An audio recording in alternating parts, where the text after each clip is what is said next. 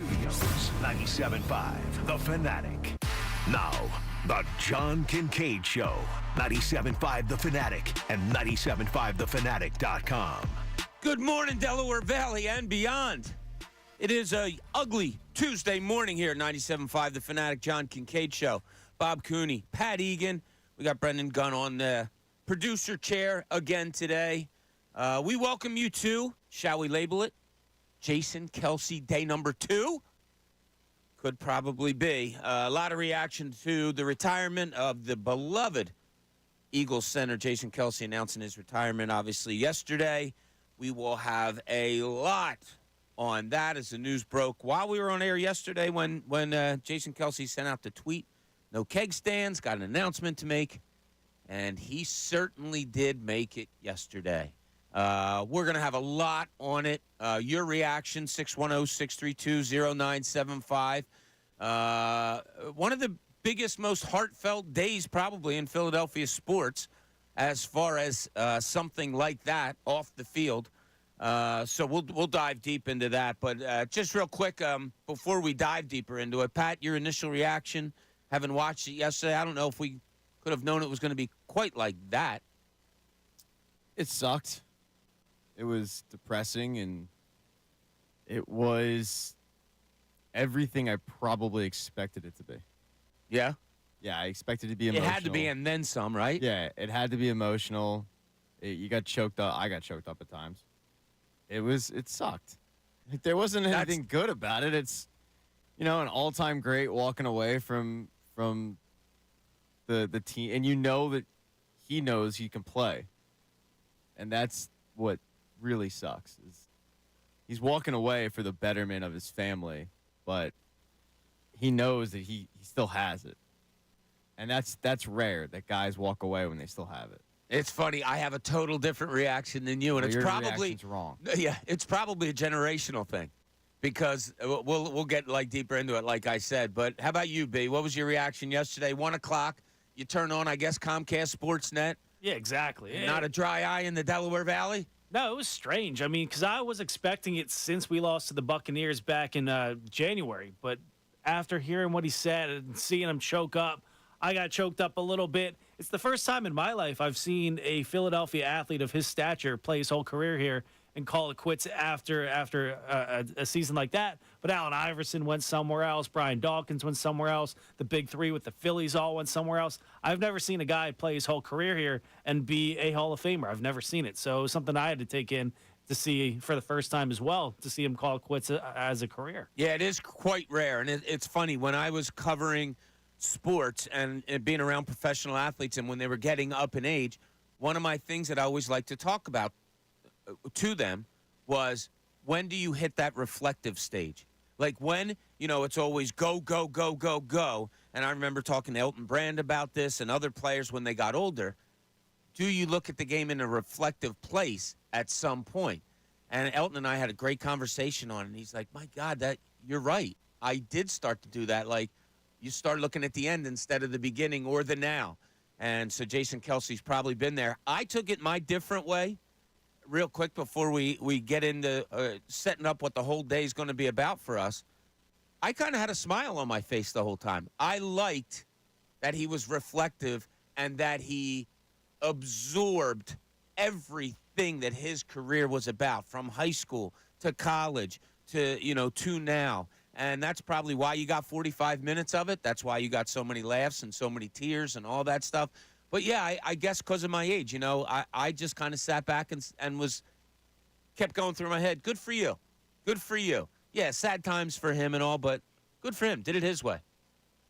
You couldn't get there, huh? What is wrong with you? You have to feel happy for him. Smile on your face. Well, you have to feel happy for him. Great smiles career. Here? He's going out healthy. No, I know what you mean. Wealthy, wise, all of those things. But, yeah, it's again, you and I have great conversations on this, Pat. You're one of the only guys at this station that I can – seriously, talk to about how I do look at things differently, and it amazes me. I'm fascinated with how people look at things. Yesterday was another example of me looking at it with a smile on my face. I understood all the tears and people, but I was. It was almost like I was looking at, not a son, but saying, just good for you. And that's how I was. Yeah, I know what you mean. You're happy that he was able to. You felt like he appreciated everything in the moment, and I certainly got that sense that he appreciated the fact that he was in the NFL when he was in the NFL, the fact that he was appreciative of it the first time he stepped on the field, the second time, the third time, that he didn't take anything for granted, that all the cliche, work hard, persevere, like wasn't a cliche to him. Right. Like you really got the sense that he did use that walk on at Cincinnati thing as a chip on his shoulder, and not like the Harry Hardo, Brady. No. I'm gonna have 290 or 199 on my chest and all that. No. But like you got the sense that he constantly felt like he needed to prove people wrong. And the one thing I found really interesting was the only person in the building that believed in me 100% all the time was Jeff Stoutland. Yeah. I was like, that wasn't even your first offensive line coach. It was Howard Mudd who like kind of found you and had Andy draft you and all that. But and I think it was Mike Garafolo tweeted out the picture of the Eagles cafeteria with like all the workers just transfixed on the television. It's a sad day for Philly, man. Like you're going to be hard pressed to find many former athletes that got this city like he did. And I'm not even talking about the Super Bowl speech. I'm just talking about like he got us. He was one of, in air quotes, us. Yeah. Right? The guy that had to work hard to get where he was. Once he got there, accepted it, but wasn't satisfied. All of those things. Jason Kelce, and we'll talk about others through our lifetimes here in Philadelphia. It'll be fun. It'll be fun to talk about other athletes that have affected us, maybe in a way like that, who affected me in my younger years, how I look at Jason Kelce now, you guys, and what you've seen through your career. So we're going to dive a lot into Jason Kelce. We're going to also be TV stars today, Brendan.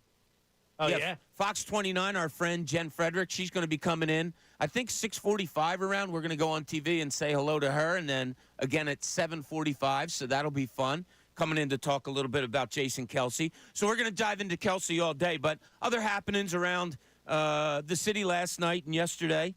Flyers losing a 2-1 shootout against St. Louis.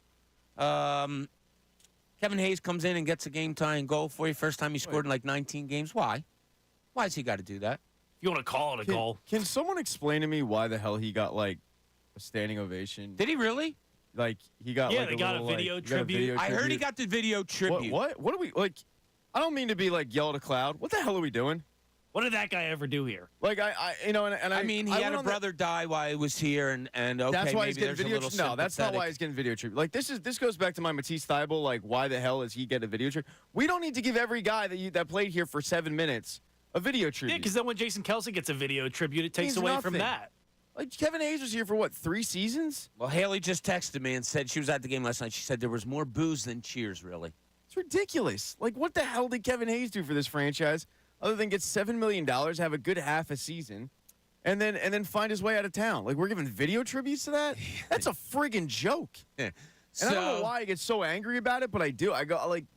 Well, once you started it, I guess you can't stop it. It's like the ball rolling, like, well, we got to give this guy one and that guy one. You can't stop it. You stop it at Kevin friggin' Hayes. Matisse Thybulle gets one, and you get one. Pat, next time we go there, you're going to get one. Oh, my God. But the Flyers do eke out a point last night, which is good for them if they're going to that, playoff hunt, which we don't really talk about. It's another host here that likes to talk about that. A star is being born. Sam Urson is going to be a star. I think that, Carter Hart, that was your goalie of the future, goalie. I think you found him here. This kid is really, really good. So that may be something we're stumbling upon here. We'll hit on that a little bit later. Flyers still don't have Travis Konechny, nor do they have Jamie Drysdale. So they're doing this well, but they got to get those guys back because 9 of the next 10 games, Pat, are against teams that have more points than them. It's against killers. So good luck. Yeah, you got Rangers, you got Boston, you got Florida, you got Tampa Bay in there, Toronto, Carolina. And you literally have like the 1-2 in the league.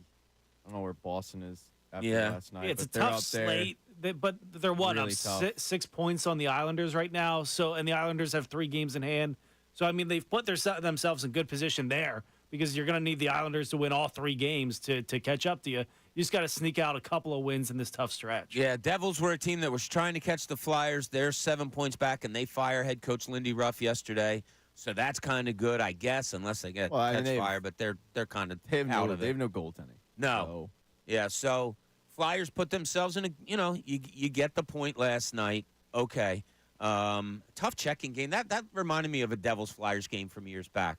Like, although the Flyers got 40 shots on net or 41 shots on net, just a tight checking game last night. Fun to watch. They're in action again on Thursday at Florida. Sixers tonight.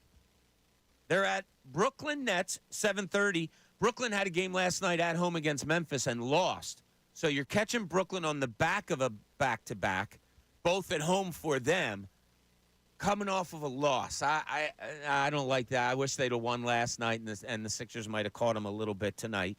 Of course, Kyle Lowry, talk of the town with Tobias Harris. He's gone 34-plus minutes in the last 2 games on average. You see that again tonight, Pat? I mean, he's going to start. If it's a game that they have to win, I guess that's what you're getting out of Kyle Lowry's 30-plus minutes? I don't think they want to give him 30-plus minutes, but they probably are going to have to. They're probably going to be in a situation where the game's not out of hand enough where they can probably pull him. So, yeah, I think games that you look on the schedule and you go, this is a very winnable game for us, he's probably going to play 30-plus minutes. And then when you're going up against, some of the better teams in March, probably playing, 20. Just because the reality is you'll probably be blown out in those games. So there's no point of having 38-year-old out there playing 30-plus minutes. And that was my big gripe with Doc was like he just never knew when to pack it in. And Nick Nurse seems to know when to pack it in. So I would expect 30-plus minutes from Kyle Lowry tonight because I think they're going to be in the game. But, there's going to be plenty of games this season where I don't think they're going to be in them. So yeah. he'll get some rest. Or hopefully some blowouts mixed in there, too. But Tobias Harris on a hot streak. We'll see if that continues tonight. It's the little things you have to look for when you have a Joel Embiid out, 82-game season. Can Tobias Harris keep this up? That'll be interesting as the Nets are playing the second of a back-to-back. Interestingly enough, they played Memphis last night. The Sixers play Memphis here tomorrow night. You can hear that on 97.5 The Fanatic.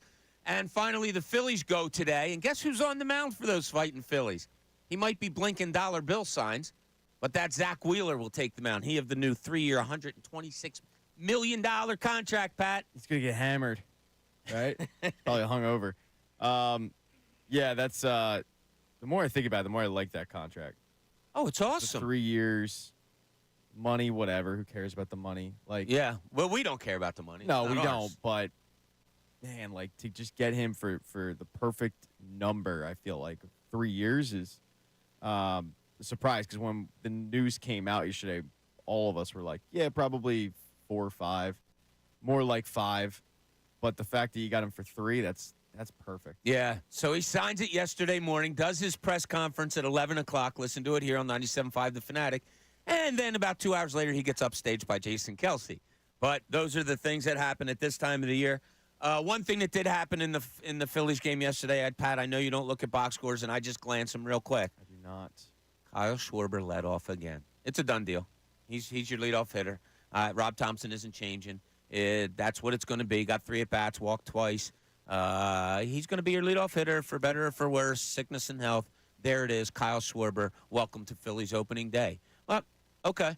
They went to the World Series and should have gone to the World Series the next year with him as their leadoff hitter. I could find bigger things to complain about in this city. I'm never going to agree with it, but I do go Perfect back way to of putting that. it. I do go back to that. Every year, whether the Phillies are contenders or not, you're going to have gripes with something because it's such a long season.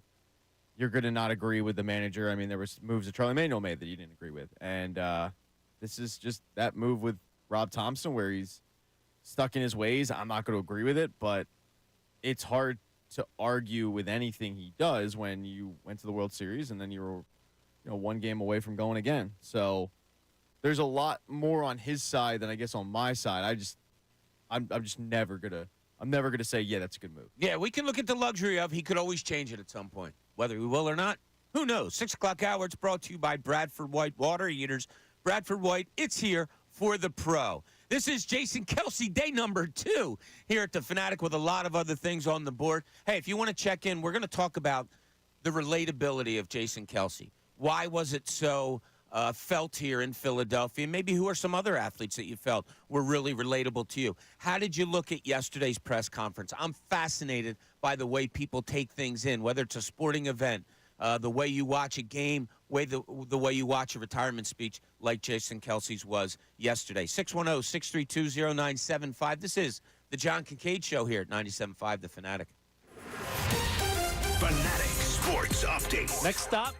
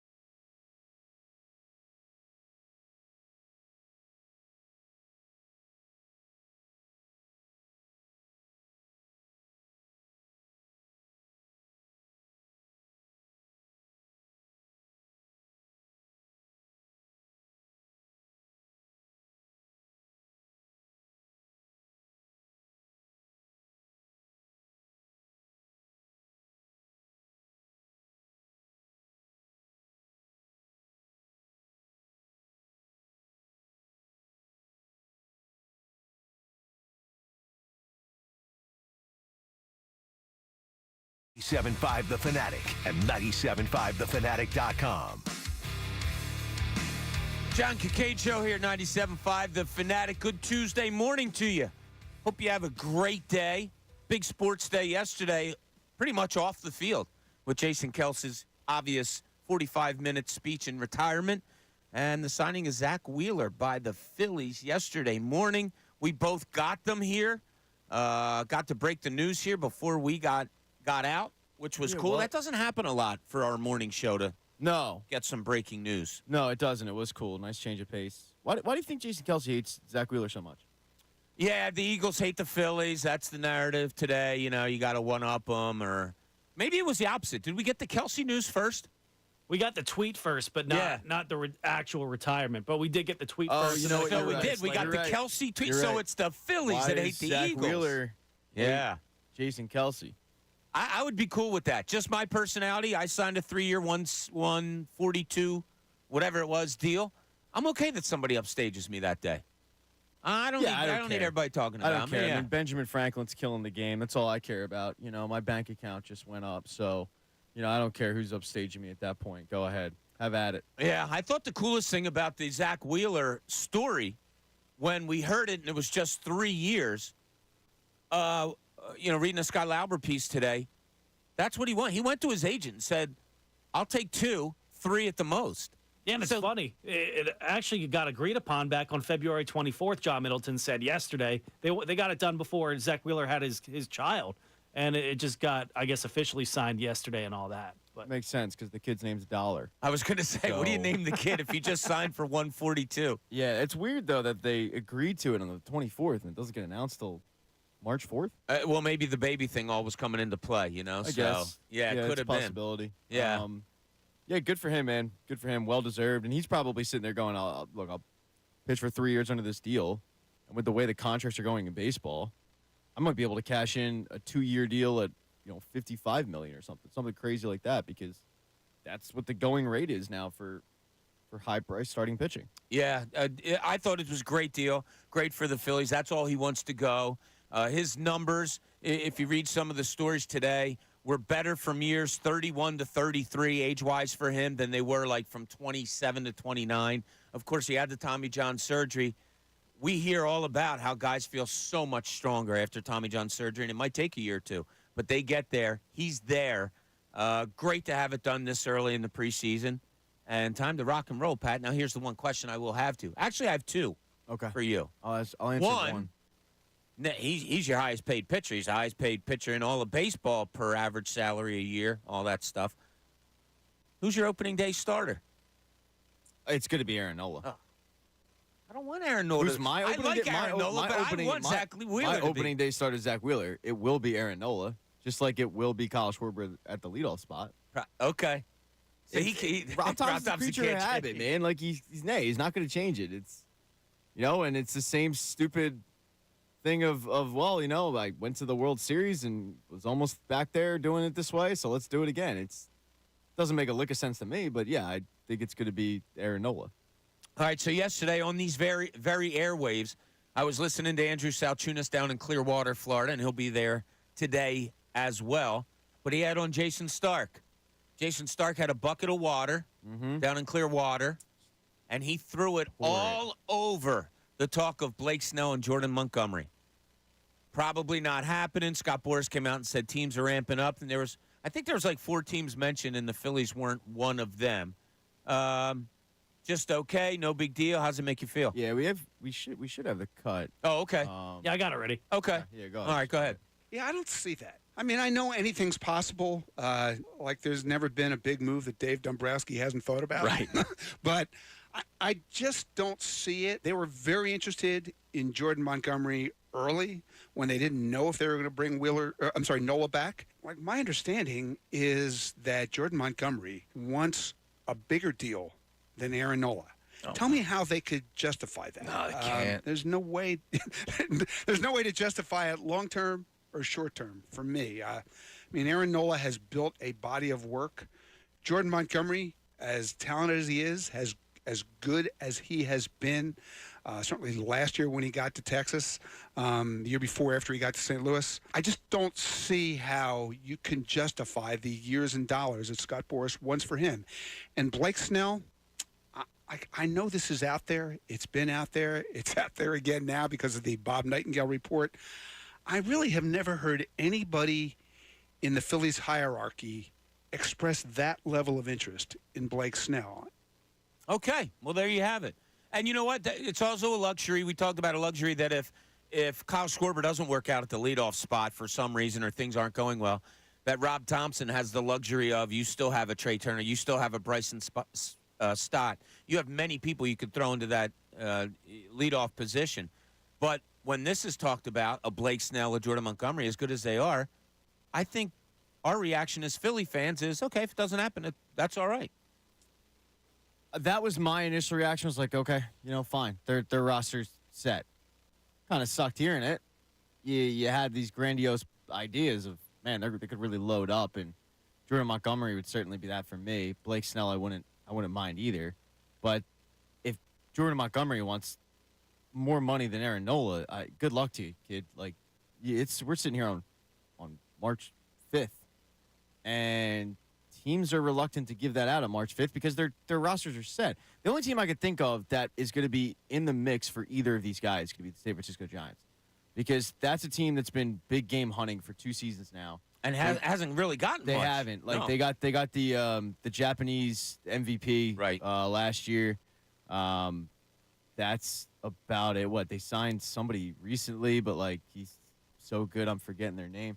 Like they've tried, but those are the only 2 guys where I go, all right, that's the one team you can circle and go, they have money. They might be willing to give out something. But they also have to look at it like, are we contending? Are we good enough to contend? Is this the year? Because I don't know if they want to give that out to Jordan Montgomery. I don't know if they want to give a big contract out to either of those guys. If I were them, I'd be more than willing to give one out to Blake Snell, because that's a pitcher's ballpark. Yeah. But that's the only team. I mean, Jordan Montgomery needs to realize at this point, dude, it ain't happening. Like, if I'm either of these guys and I had these ideas that I was going to get a 5, 6, 7 year deal, doesn't happen. March 5th rolls around. I'm not signed. I'm looking at like a 1 year Something. Prove it. Yeah. Get out there, have a good season, and reset the market next year. Maybe it does come down to that. Maybe the Phillies will come more into play once that happens. Okay, what happened yesterday is one of the biggest days, I think, in sports, air quotes, histories, with Jason Kelsey retiring.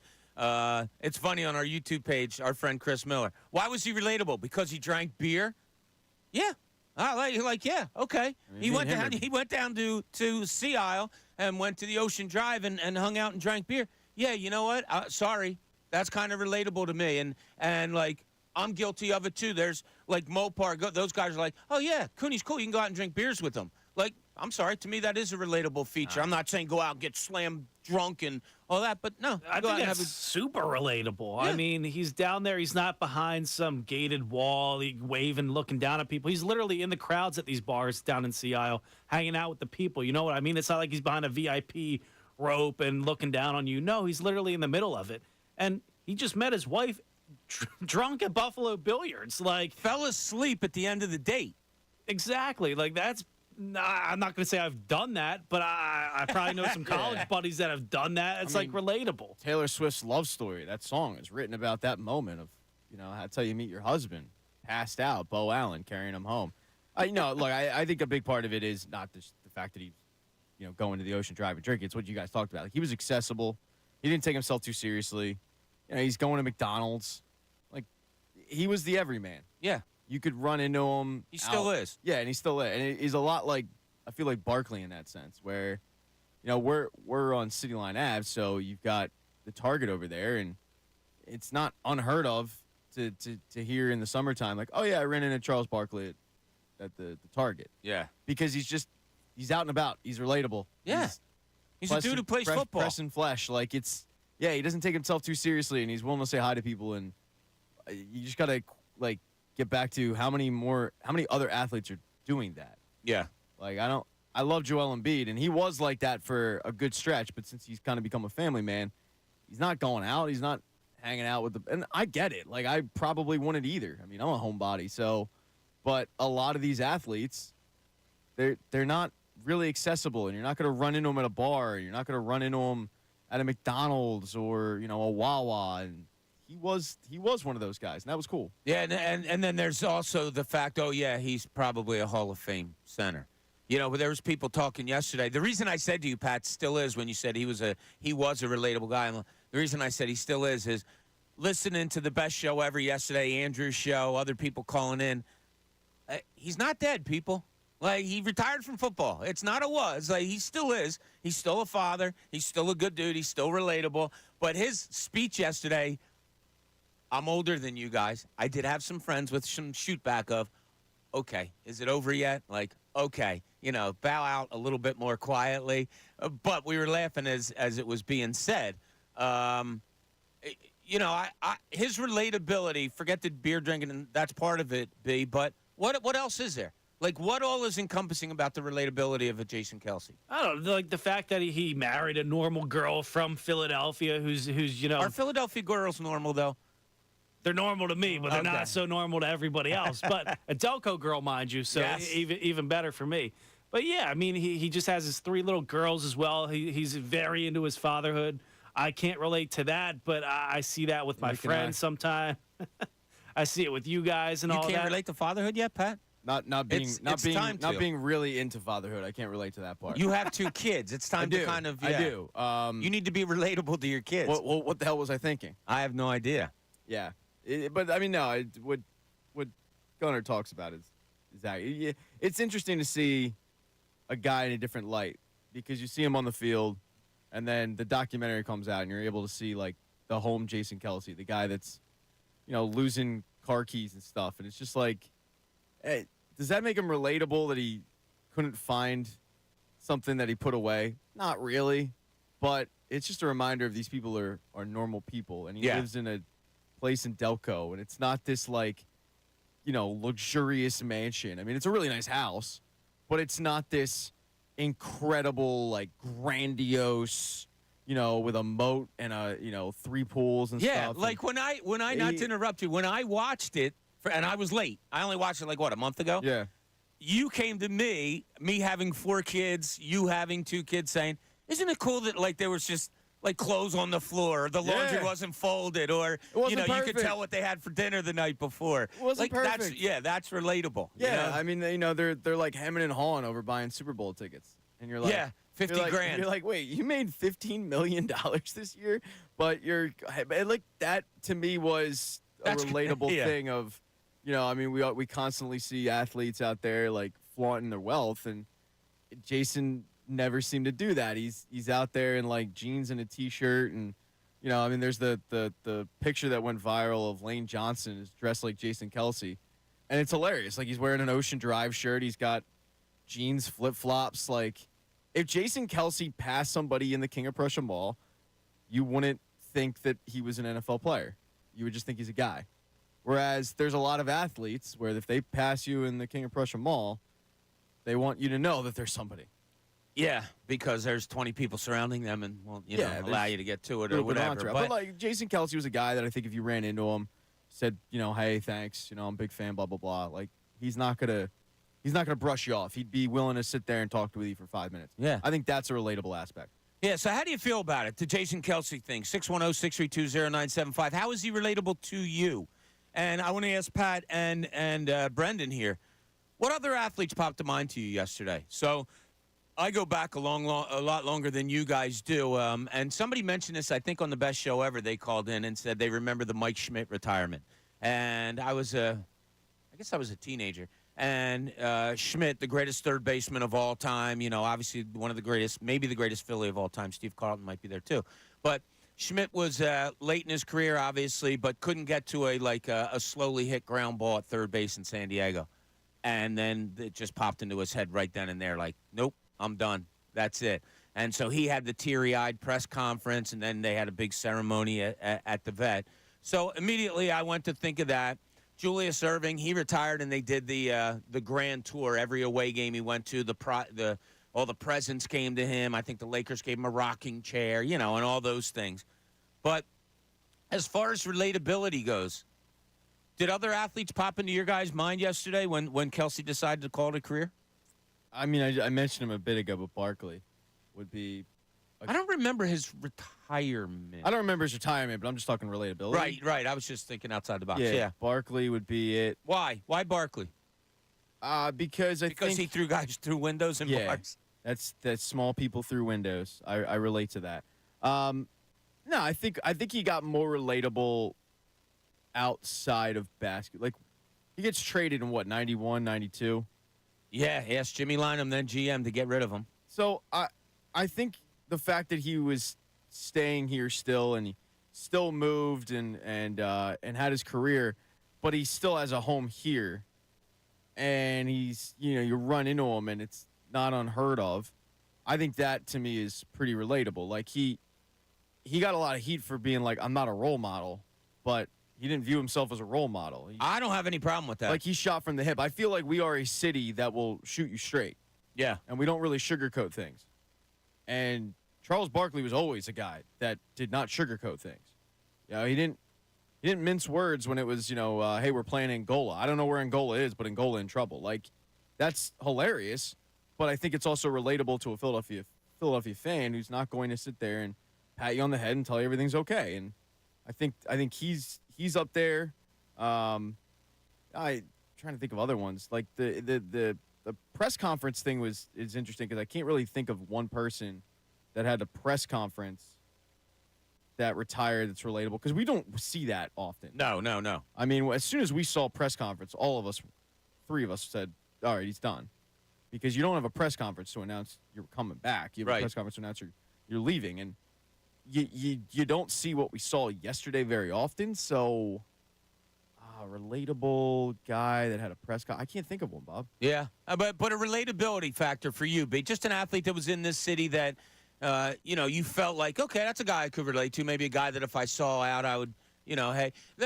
There's so many different ways to look at this. Some of the people in here are like, my God, he's just a guy who has 3 kids and he just so happened to play football. Totally understand that. And I'm more of that ilk than anybody else probably here at this station. I don't get awed. I don't do that. I told you guys about, Springsteen standing next to me at a concert, which I'm a huge Springsteen fan. Whoa. If I'd have known it was him, Name dropping. I might have bought a beer that they didn't open and say, hey, thanks. But I wouldn't have gone out of my way. Oh, get a picture. I'm not like that. But who's somebody you could relate to? It's funny.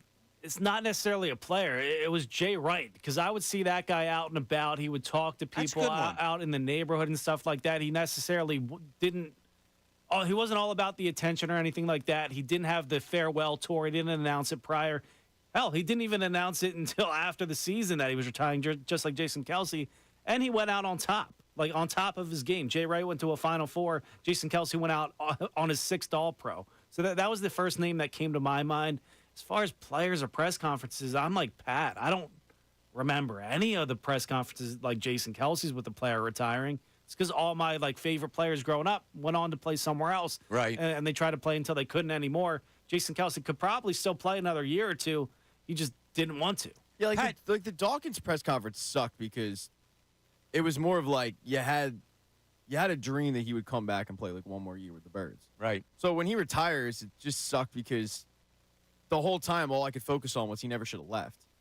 And I couldn't get over that. And it pisses me off to this day that he lives in Denver because he shouldn't. He should be here. You had a point, though, that I'm anxious to hear about this. You weren't the biggest Kelsey guy early on.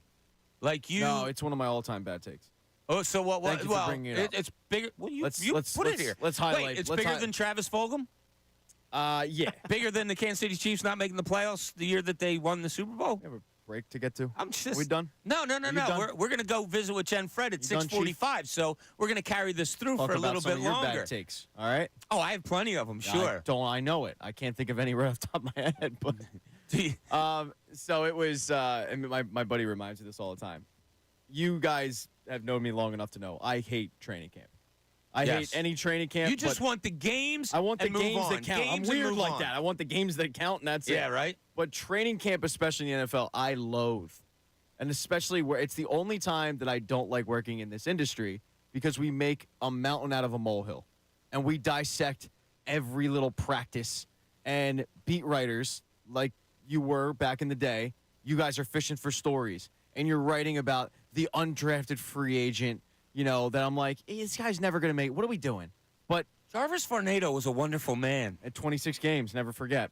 So my buddy was driving me actually into here to my internship, and I was saying how like I just hated this time of the year because it was August, and how there's nothing to talk about. It's rough, and I went on a rant about how I opened up the Daily News today, and there's this full page story on some 6th-round pick who's never going to play, and that 6th-round pick was Jason Kelce. And it is like me and this guy, he's my best friend, and we've had so many pointless sports conversations and so many throwaway lines and so many moments like that. And for whatever reason, that bad sticks out. Like the bad moment where I just sit there and just bury some 6th-round pick from Cincinnati that I don't give a rat's ass about at the time. I'm burying that guy. Yeah, he ends up being one of the all-time great Philadelphia sports athletes, and is probably going to end up in Canton. I'd be shocked if he doesn't end up in Canton. Yeah, there was talk. There was talk on the national media yesterday that he might be the second.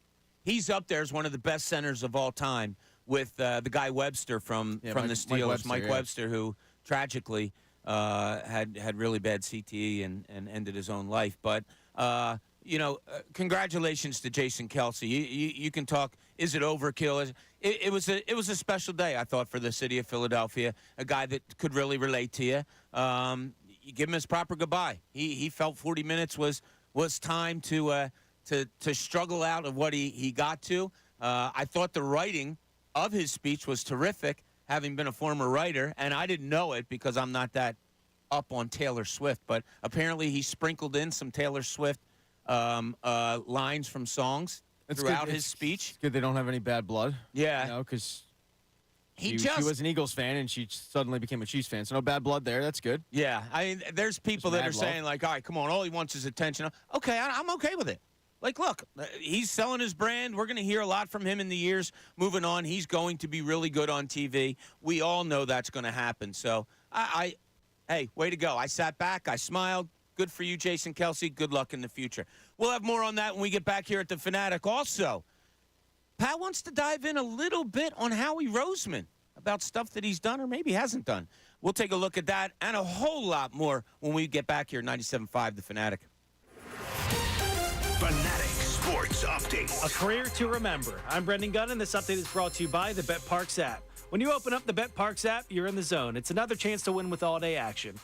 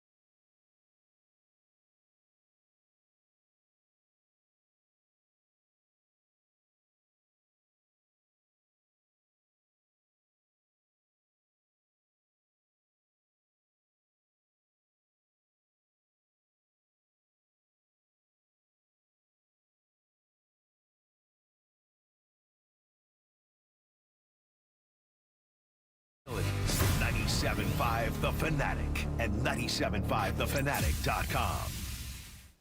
The John Kincade Show with Bob Cooney and Pat Egan continues. 97.5 The Fanatic and 97.5thefanatic.com.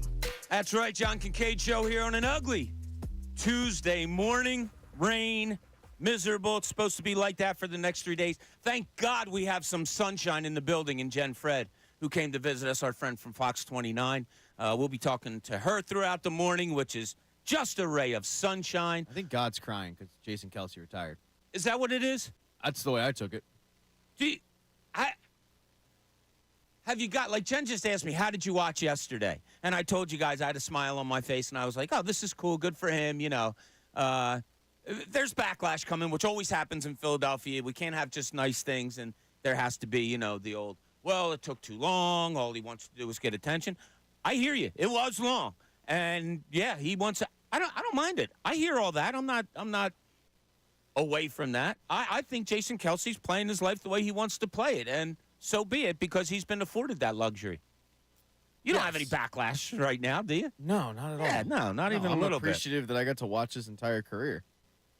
Yeah, so now that this has happened, we can officially kind of try to move on. And I don't know if these are related or not, Pat, but you've had this subject for a couple of days, and I really want to get to it now because I think it's more relatable now that he has called it a career in Jason Kelce. Is Howie Roseman's big strength also a big issue? Please So explain what in the holy hell you're talking about. What do you think his biggest strength is? Howie money. Okay. I just off the top of my head, yeah, that's my answer, money. So when, take money out of it. Take the contracts out of it. Player-wise, being a GM, what do you think the strength is? Trades. Ooh, that's Wow. a good one. I Trades didn't is think a of that good one. I was going with finding, and I wouldn't necessarily call them diamonds in the rough, but finding guys that aren't the high-priced guys and getting contributors out of them. And when you look at the year they won the Super Bowl, they had a lot of those guys. A lot of guys they went out, second wave of free agency, they hit on trades like Brennan Gunn mentions, and I'll throw that out there because fifth-round pick for J.J. is definitely one of them. So I think that's a huge strength, that he finds value where others don't. And I guess the trade situation is kind of one and the same for me, B-Gun, because when you look at J.J. that 1 year that I mentioned, when you look at C.J. Gardner-Johnson, when you look at DeAndre Swift last year, like that is a massive strength where he will be able to go, you don't have value in this guy. You don't see it. I'll give you a third-day draft pick, and then all of a sudden that guy is a world beater for me. Like, he's incredible. And I think that's such a strength for him. I also think it's a weakness. In what way? Because I think that he gets too arrogant and thinks that he can replace everybody. Like that. So, like, a TJ Edwards comes along, and he's an undrafted free agent, and you found him. The team developed him. We can find him again. That's a great CJ point. Gardner-Johnson. Look, I mean, we traded for him. We could always trade for somebody else. If it doesn't work out, like, I found him, and we got this kid from, Montana State or Middle Tennessee State, wherever he's, this Ed Reed Blankenship. I can get him. And, Kenny Gainwell, fifth-round pick. Like, we don't need Miles Sanders. We can just get Kenny Gainwell, and we can plug him in there and, week one and see what we got. Like, I think he needs to get a better grasp on, yes, you're able to find these guys, but you also need to identify when to keep those guys. Right. And last year you saw it with C.J. Gardner-Johnson. I think this year you're going to see it with DeAndre Swift. You also saw it last year with T.J. Edwards, as I mentioned. Like, he's able to find some of these diamonds in the rough or these cast-offs, compile an island of misfit toys, and yet last year when he went to go replace those misfit toys, he wasn't able to do any of it. So let me ask you a question. When I said money was number one, did you say, forget money because you agreed? Money. Okay, Yeah, I are think the two intertwined? That's what my question is. So, he finds them, which you're pointing out as the good. Then he has to pay them if he develops them like a TJ Edwards, whatever. But he says, no, I can do it again. Does that make him the great money man that he is? Well, the money thing I don't want to include because the money thing also is one A, 1B with Jeffrey Lurie. Like, he's such a good money guy because Jeffrey Lurie is willing to cut the guaranteed check to have the cap hits be low. If Jeffrey Lurie wasn't willing to cut a guaranteed money check, then Howie Roseman isn't this cap wizard that we, proclaim him to be. He wouldn't be able to. He'd have to give money just as a salary, and then all of a sudden the cap hit is what it is. But you have an owner that's willing to cut a check, which makes Howie Roseman look even better, so that when contracts do come out, we go, oh, my God, Howie Roseman's killing the game. Well, he is. All right, he needed to negotiate it. He needed to formulate the contract. But really, it's the owner over there is, saying, okay, we're going to give most of your money up front in bonus or signing bonus or what have you and all that. Like, there's not every owner in the league that does that. Mark Davis doesn't do it. No. Mark Davis is famous for not cutting the check. And it puts his GMs at a disadvantage where they have trouble attracting high-priced free agents, and they have trouble getting guys, and they have trouble keeping guys because, their cap situation is what it is. It's not great because their owner won't cut a check. The Eagles have the ability in Philadelphia to keep their cap situation low because their owner cuts a check. So you're going into free agency with like $40 million. Well, a lot of that has to do with your owner. Now, it has to do with Howie Roseman, but I'm separating the two because I think it's a chicken and egg thing, really. Sure. But with the talent evaluation, I feel like that's mostly Howie. Like, I don't really see Jeffrey Lurie going, hey, let's take so-and-so. Well, we don't know. Like, I know Or he we goes. do know. I know he goes to the Senior Bowl. I know he's involved in the draft process, but I don't think that Howie Roseman's going, or I'm sorry, with Jeffrey Lurie's going, all right, let's take Devontae Smith. Let's trade up for Devontae Smith. I'm in love with that kid. Yeah. Like, I really do think Jeffrey Lurie knows he's got limitations as an owner. I think he'd like to be more involved, but I also think he realizes the more involved owners usually don't do all that well. So, yeah, I'll go to a couple meetings, and I'll go to a steak dinner, but other than that, I'm not going to tell you who to draft. I paid you for that. That's on Howie Roseman. He's able, a lot of times, to identify great talent. A lot of times, he's able to lock them up to good contracts, like a Jordan Mailata, right? He's able to lock that guy up, and he did it with Avonte Maddox. He did it with Dallas Goedert. He locks him up early. Josh Sweat's another one. But then there's recent trends of, no, we're good. I'll tell you need what, that guy. it's a great subject, and it made another part of that pop into my mind. So I'm going to bring that up to you later and ask you questions about that because it's a really good point. And with greatness, sometimes also comes a little bit of failure, and maybe you're hitting on something on that. And I want to go back to something that Howie might readdress. But the big story today, as we know, is Jason Kelsey retiring yesterday. But there's going to be more big story also. After I get through these couple of calls, I got a huge announcement, Pat. A huge announcement from the station. Am I getting let go? That would be a little announcement. Joe from Broomall, you're on 97.5 The Fanatic. What's up, Joe? You're not wrong. How you doing, guys? Good. How you doing, buddy? Good. Just a JK story. Jason Kelsey, not John Kincade. That is correct. All right, good. Not sure what year, but found out yesterday, he got married or he met his wife at 14. I have a son that works in Germany. My wife and I were coming home from Germany, I'm assuming 2016, 17 maybe, coming through Heathrow Airport. I'm like, that's Jason Kelsey, my wife. She doesn't know. So we're walking onto the plane, and I just JK'd him walking by. He goes, yeah. So I just kept walking. Uh-huh. We land in Philadelphia, and who's standing in front of me going through customs but Jason Kelsey? So I'm like, I told him, I'm the one that JK'd you. I didn't want to bother you, blah, blah, blah. He couldn't have been nicer. Yeah. Was like, yeah, no. We talked for 15 minutes. They were coming home from their honeymoon. Oh, is that right? Yeah. So it was just a good story, He's the most normal guy you could ever meet, and I'm just a common guy, you know what I mean? It was We funny. all are, right, Joe? That's what makes him so relatable, I think, is that, look, we're not overblowing it. We're just saying, like, he's normal like us, and we appreciate that. Right. No Yeah. doubt. Joe, thanks for the story. Much appreciated. The people that are saying, oh, my God, this is getting overdone and all that. No, if you look at the real story of it, the story is that we're happy that there's somebody like us that's in this high-profile position that considers himself like one of us, one of the fans. There's somebody that doesn't take themselves too seriously.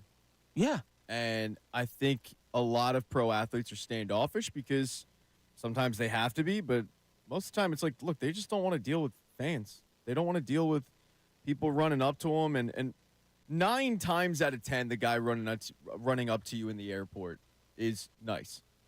I'd say 99 times out of 100, they're nice. They're not coming up to you to tell you suck. That's the guy on Twitter. But still, you're with your family. You know, it's like, okay, hey, nice to meet you. You know, take a picture. That's it. The fact that he stood there for 15 minutes and had a conversation with him. That's relatability. Like, that's. And the amount of people I've heard with the same exact story the past 24 hours, everybody has a Jason Kelsey story. How many times do you get that with any kind of player in any sport? Like, I had a buddy that was a bouncer at one of the prominent bars in the city. I guess now a prominent bar in America, according to Travel Channel. And he was a bouncer, and Jason Kelsey. Exactly. Everybody loves Applebee's in the neighborhood. Yeah, when you're near your family. He was a bouncer at one of the bars in the city, and Jason Kelsey was there, and he wasn't following the rules. He kept drinking out of the pitcher. They had to kick him out, but he was nice about it. He's like, all right, I get you. I wasn't listening. I'll go. Yeah, my bad. He didn't big time him and do a little, do you know who I am? And Google me. Look, we all have stories on both sides of the scale.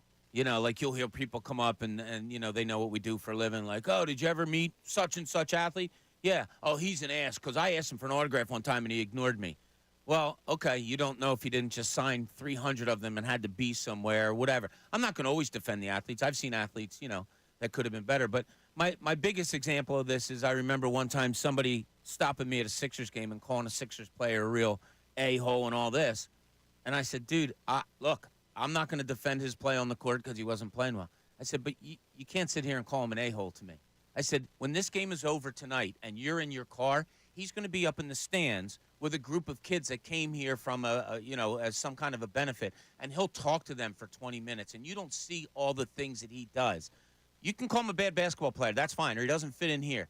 Don't take it to the personal level because a lot of times we don't know the personal level of an athlete. And Jason Kelsey has allowed us to do that. And when you told that guy that story, Jarvis Varnado gained one more fan. He did.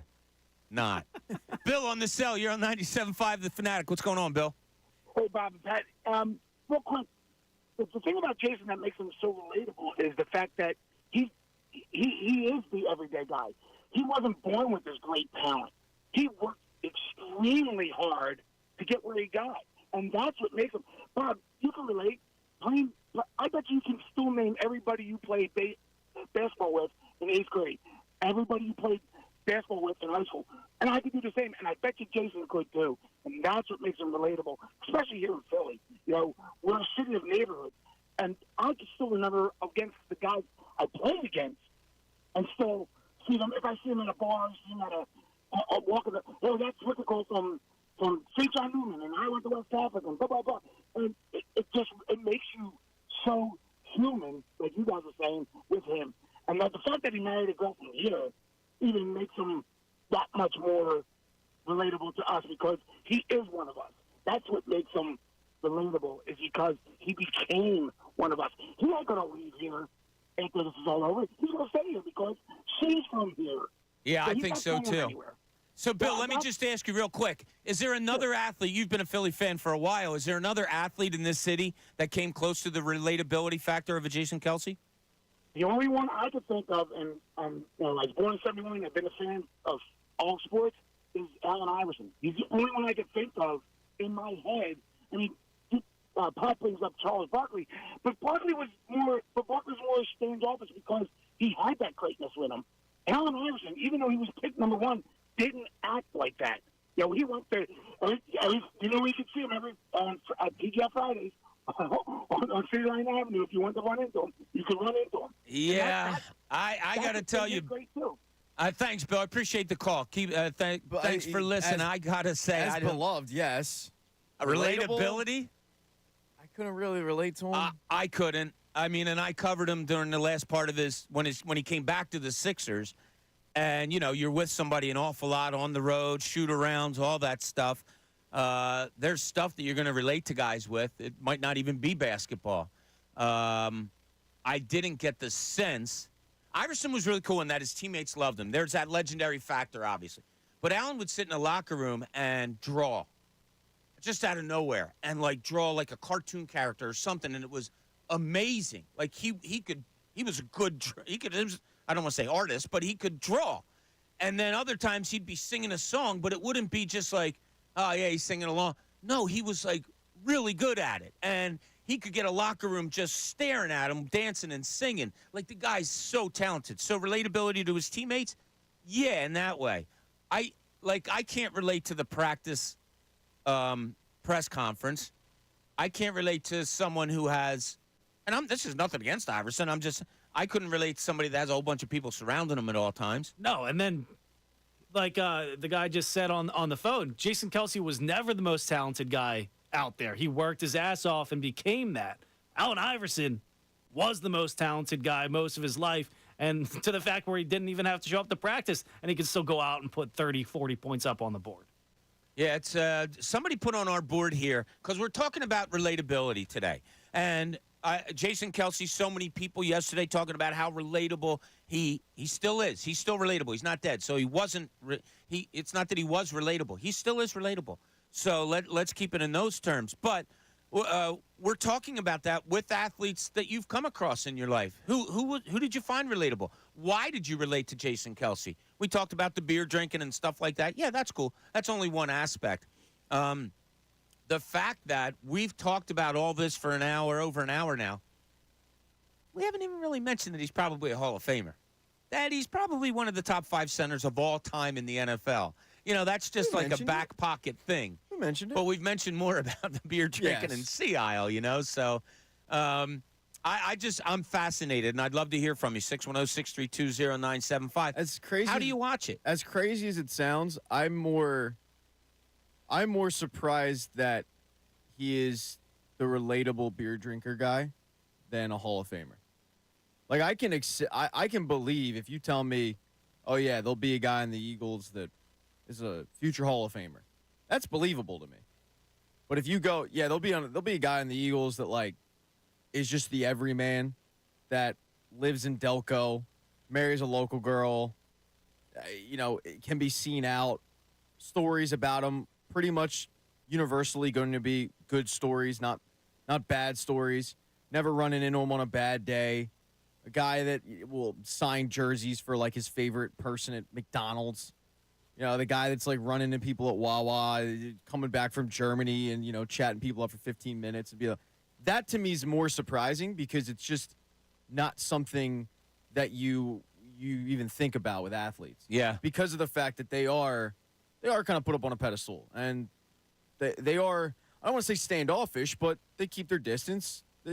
It's understandable. I don't fault them for it at all. But, like, I'll use Jalen Hurts as an example. Like, I don't think we're ever going to hear many of these stories about Jalen Hurts, and that's fine. Like, that's nothing against Jalen Hurts. And he does really good work in the community for a lot of local businesses and stuff. But I'm willing to bet if you ran into Jalen Hurts at the airport and say, hey, Jalen, I'm a big Eagles fan, he's going to thank you. Yeah. And he'll be willing to take a picture. That's probably where the conversation will end. And there's nothing wrong with that. That might be his personality. That's exactly. 99% of athletes are going to have that. Jason Kelsey is that 1% that's he just said it again, he just doesn't take himself too seriously. And it's as if he doesn't even realize he's a pro athlete.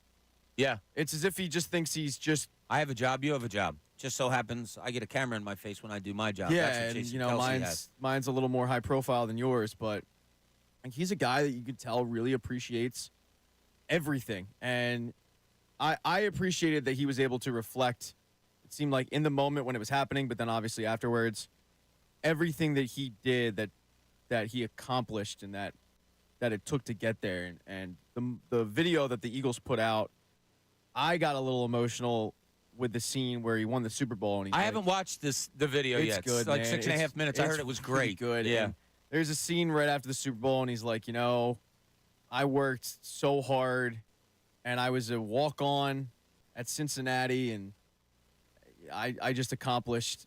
I was told that, I wasn't going to go D1. I walked on, and I just accomplished the biggest goal that anyone that plays this sport has, and that's winning Super Bowl. And like he's fighting back tears doing it. Yeah. And it was that emotion of like he's realizing in that moment he did it. And there's nothing cooler than that. Like that is Philadelphia. That is the underdog story of this country. Like it started here, 13 colonies, underdogs, and he is that. He wasn't Back going 13 colonies. That's right, underdogs. 13 Listen to colonies. Pat. Yo, we ain't paying our taxes around here. This is Kick cool. rocks, George. Wow. Kick rocks. History lesson at 7:12 I in the like morning George from Pat V. Egan. I don't like George I VIII. paid George my V. taxes, IRS. Don't come for me. Yeah, That's yeah, right. yeah. If you went to Ron I Davis' just work with that CPA guy. group, I you're don't good to mess with go. him. But like, Jason Kelsey is it. Like, he was a 6th-round pick. He is a walk-on at Cincinnati. He's got idiots like me who are reading articles about him in the paper going like, this guy ain't going to amount to anything. And then he goes and starts and wins the job rookie year and goes and has a Hall of Fame career and walks away playing at a high level where we'll sit back and go, this guy probably could have played for 3 more years. Yeah. That's it, man. Like, Yeah. that is this city, you know, It's in a cool. nutshell. I think we've been blessed with athletes in this city, and you guys are younger than me, obviously, but you've seen plenty of them that were relatable to you. And it could be guys that you maybe didn't see play but have stayed around the city, and you've been like, wow, Pat, you've been around the hockey game for a long time. You probably have a lot there. So we'll get into that in the next segment about just relatable players that we've had in this city. Players, coaches, whoever it may be. I have some stories. I'm sure you guys do too. If you do, give us a call, 610-632-0975. I told you I had a big announcement, and here it is. Pat, guess what's back? Oh, sound off. No. How about 97.5 The Fanatic Knockout Tournament? What? That's right. Starting Monday, this coming Monday, 3/11, listen for your chance to win a pair of tickets to see the Sixers take on the Clippers on Wednesday, March 27th. After the game, you'll head to the court to battle your favorite Fanatic hosts, Pat Egan, in Knockout. That's right. Visit 975thefanatic.com for complete details and another chance to win. It's presented by Ferguson HVAC, your Delaware Valley train heating and air conditioning distributor. Visit train.com to find a dealer near you, and 97.5 The Fanatic /Philadelphia. All right, so when we get back here, we're going to talk more. Give us a call. Let us know who's your relatable athlete that you've encountered or that you just loved watching here in Philadelphia. This is the John Kincade Show here at 97.5 The Fanatic.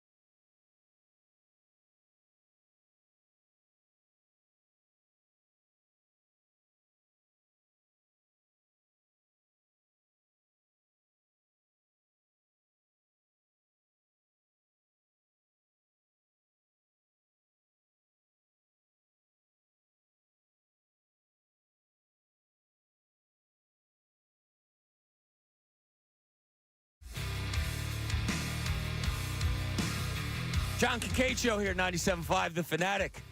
Bob Cooney filling in, Pat Egan, Brendan Gunn behind the glass. Jen Fred out there holding court like she always does. We'll do another hit with her in about 7:45, Pat. Thought they wanted studio sit-in. I told Jen to come on in and sit with us, but she said she's shy when it comes to being on the radio. Hey, me too. We'll get her in a couple of minutes because It's nervous working with there's Bob a Cooney. lot of stuff going on with this. She just brought up a phrase, demigod. Jason Kelsey is a demigod. It's funny all the reaction that you're getting today, but it warrants reaction. It's something that we haven't seen in this city maybe ever. I mean, you can compare it to the Mike Schmidt thing. Mike Schmidt's probably the best example. Honestly. Probably is, and you guys weren't there for it. Hey, I was 3 months old. Oh, were you? Yeah. Huh. My dad held me up. Like, it's one of my dad's proud moments is holding me up to the TV so I could watch it. Yeah, I was remember not it well. alive, but I mean, I know You could all about, feel it from where you were. Exactly. Yeah. My dad was a big Mike Schmidt guy. No, I mean, he told me about it, but didn't Mike Schmidt have his back and forth with the fans and the media? Oh, I feel like we yeah. never really had that Yeah, with it was- the Jason Kelsey. There was that thing with Montreal. Yeah, there was a fan thing that they were on Schmidt. He said something bad about them. This was later in his career. Then he came out the next day for the first inning infield warm-ups, and he had on a wig. Like, nobody will recognize me if I have a wig on. The fans, I don't think, really appreciated Schmidt because the game came so easy to him. It looked like he wasn't playing hard Dude, a that's lot. the same thing with Bobby Abreu. Like, the amount of fans think Bobby Abreu was lazy. It's incredible to me. Yeah. Because it looked easy. Because he just played the game with an effortless aura about him, and he was on a lot of losing teams, too. So for years, it was like, oh, Bobby Abreu only hits home runs when they're up by 10 or down by 10. Yeah, okay. Like, that makes perfect sense. Yeah, because that's in his mind. Oh, we're up by 10. It's easier for me to hit a home I run can hit now. a home run now. Yeah. With Schmidt, and I'll ask you because I was only 3 or 4 months old. So he can't get to that ball in San Diego, but do you think he could still play? You as No, a he's fan. like 75 years old now. Okay, I'm sorry. Do I think his game would have related to this day and age? Get a load of What's this this guy. guy's deal? Got a load of this guy. I'm not relatable. I keep You're telling not. you You're that. not. No, So- back then, could he still play? When he walked away, could he still play? If they had a DH back then, maybe. But they didn't, and he was a third baseman and a really good fielding one for a long time. I think it was more of he might have been hitting 240 at the time, too. Okay. That's a smack in the face for athletes. And, we've all seen it up close and personal at times that when it's not there, man, it's a reality check. Now, Kelsey's different. He still has it. And that's why I bring it up. I didn't know if Schmidt could still hit a little bit. I didn't know it was 240. Yeah. But if he's hitting 260, that's one thing. But Kelsey still got it. And Schmidt's probably the best example because he was homegrown. He did play his whole career here. He did have a retirement press conference. I can't think of anyone else that has done that. No. I mean, most of the time it's, hey, I'm done. Or as B-Gun said, they have a retirement press conference. It's, I'm retiring on a one-day contract because I went elsewhere.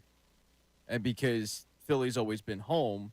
But I went and I had, even Brian Westbrook had that 1 year in San Francisco. Fran, yeah.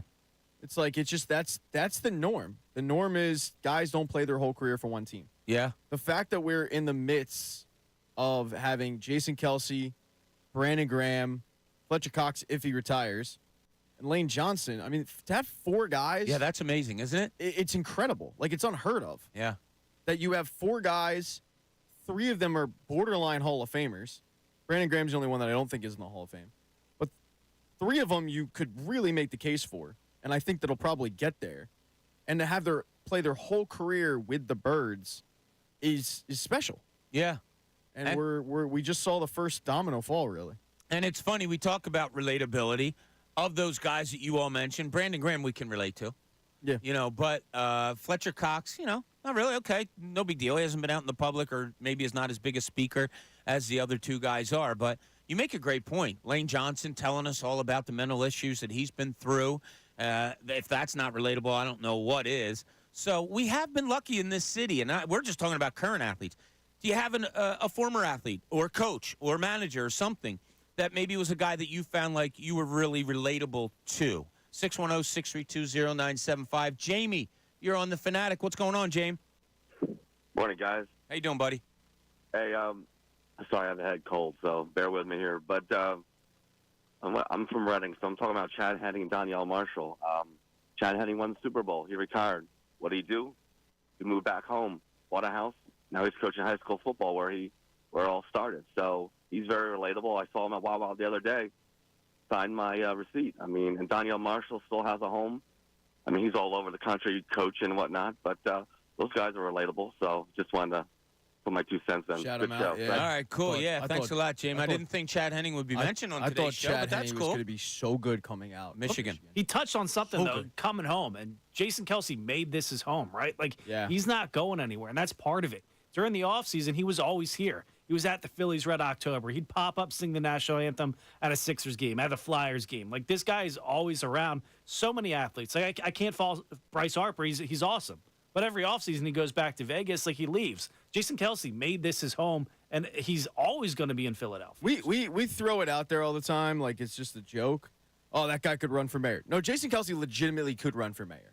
Hell, And he he's would getting up win. towards president right now. He would win. Yeah. Dude, my mom texted me. The ABC World News Tonight or whatever David Muir. ended with Jason Kelsey. I was watching it, yeah. And it wasn't one of those. So if you guys watch the ABC News, national news at 6:30, they are big on their big stories at the beginning. Then everything else is like a 10, 15-second hit. Boom, boom, boom, boom, boom. And usually their last story of the night is a feel-good story, and it'll take a little bit longer. Last night it was Kelsey, and it took even longer, I thought, than it normally does. Like, here's the athlete of America. I don't mind him riding that wave. And you know what? You talk about, like, relatability with athletes. I'll give you a story. And I'm asking you out there about your relatability. Who do you feel like you were relatable to? So I think it was Larry Bowa's first year as manager, okay? They go to, I believe it was Houston. I think they start the season 3-0, right? The city's kind of, oh, cool, wow. The good guy Larry Bowa, everybody loved Larry Bowa, coming in to be manager. What are we seeing here? I'm working at the Daily News at the time. I get a call from a kid who says, yeah, I go to school with Larry's daughter. We're going to do a big thing at his house tonight to welcome him home. We wanted to let the Daily News know that it might be cool.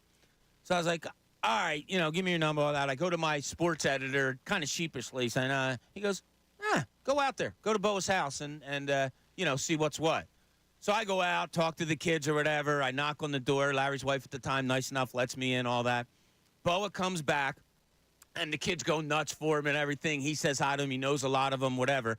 Comes into the house. I said, I think we knew each other a little bit. And Larry's like, yeah, what are you doing? What the hell are you doing here? What's the story? And I said, well, these kids, you're 3-0. He's like, grab a beer. He goes, I'll give you what you need, but whatever.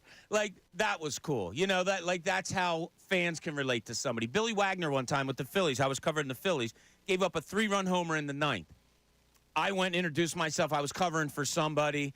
And he said, yeah, I'll give you whatever you need. I must have been looking at the clock. He goes, when's your deadline? I said, yeah, I got to have this story written in like 5 minutes or whatever. Gives me a quote, has a 6-pack of Coors Lights with him, and says, look, when you're done writing the story, come on down if you want to catch up on some more things. Like, those are just things that, are just, and I don't mean to put beer in both of the stories. That's not the point. That's what it was. But- And that's my big takeaway. Yeah. Was, But, all you need to do to win Bob over is just offer him a beer. no, there's No, but it's the welcomeness to it, where they're not rejecting a writer, a fan. They're welcoming you in. Oh, I could tell you Word. some stories of Billy Wagner rejecting some fans. That guy was a JO. Yeah, that was going to be my other Yeah, point 'cause of it. I don't like I'm not gonna be here for pro Billy Wagner talk. That guy. No, some of the Enemy number closers one. too. The Papelbon was the same Papelbon, way yeah, as Papelbon's a third. Billy Wagner, just the complete opposite in my mind. But like you brought up Boa, right? And that we've been lucky enough to meet Boa a few times. Like, yeah, that's him. Like, he's the everyman. And Charlie Manuel's very similar in that sense. Relatable. I don't know how much relatability I have to Charlie Manuel. I don't know. I wouldn't say that we were cut from the same cloth or anything. But relatability, that's a guy that will sit there and talk to anybody. And he's like famous for his wife getting mad because she'd come home and he's like sitting in his living room talking to some rando about baseball that just like found out oh yeah, Charlie Manuel lives down the block, and ran into him and said, oh hey, and Charlie would like invite him in, and like they'd start Over in Haddonfield, New Jersey. Yeah, they'd start chatting about whatever, and that's just unheard of. Like you're not expecting that, and the story we had earlier about Jason Kelsey is, and I think this is commonplace now, is I don't want to bother you. Hey, I don't want to bother you. I just want to say hi, acknowledge, know you are a big fan, but like don't want to bother you.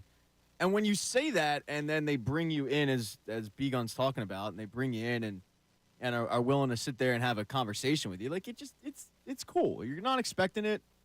Kind of means more. Yeah. That's the relatability factor. Can I relate to Charlie Manuel? We don't have other than our love of baseball, we don't have a lick of stuff in common. Like that guy's lived a life and then some. But if I chatted him up, like he'd be more than receptive to it, and I can't say that about Joe Girardi. I remember Charlie sitting in that chair right across there. I was filling in for Kincade one day when he was off, and I think you were in here with me, and Charlie was down the hallway, and we got somebody to say, hey, can you come in and talk to us? And he sat there and had the best conversation for like 15 minutes, because what's the comfortable thing with a Charlie Manuel, most athletes? The sport. And Charlie Manuel could sit and talk baseball all day long. Yeah. Yeah, and that's the cool part of it. All right, sticking with the Eagles here real quick. Brendan, I thought it was funny that last night when we were going over the show stuff, you and I had the same idea about something. And it's kind of like, are they doing the sentimental thing as far as maybe getting guys for this Eagles team? There's two players. I think we have the same players in mind, but we didn't go over this. But talk about who they are, and do you think it's a good thing or a mistake, or where do you stand on it?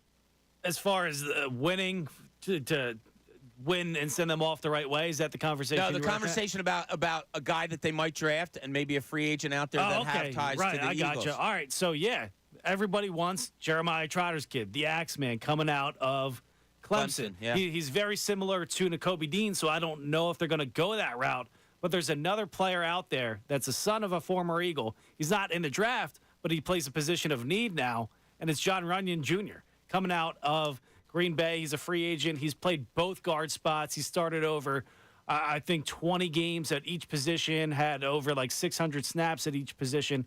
He's not going to cost you a whole lot on the open market. He's played, like I said, left guard, right guard. I think he'd be a perfect fit here if you can get him for the right price, because honestly, I want a vet at that guard position. I don't want a rookie in the draft, and I don't necessarily trust Tyler Steen right now. So that's the direction I think the Eagles might look. There's a couple other good guards out there, but if we're talking about former Eagles sons, I think that's a good place to start instead of Jeremiah Trotter Jr.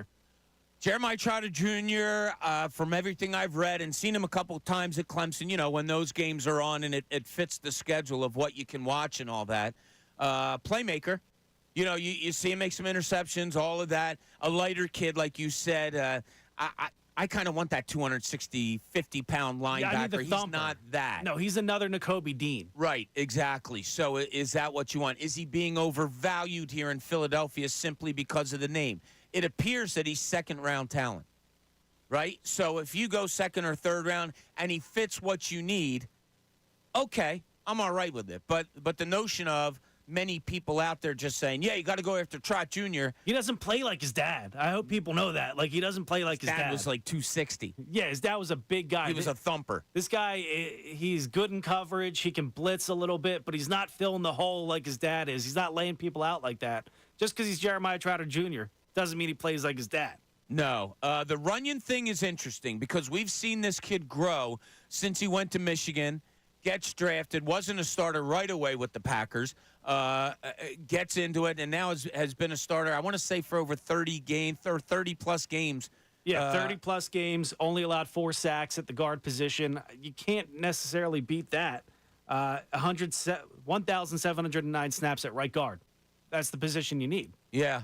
Yeah, that's an interesting name and a name of need, as you said. My favorite John Runyon Jr. story and John Runyon Sr. story.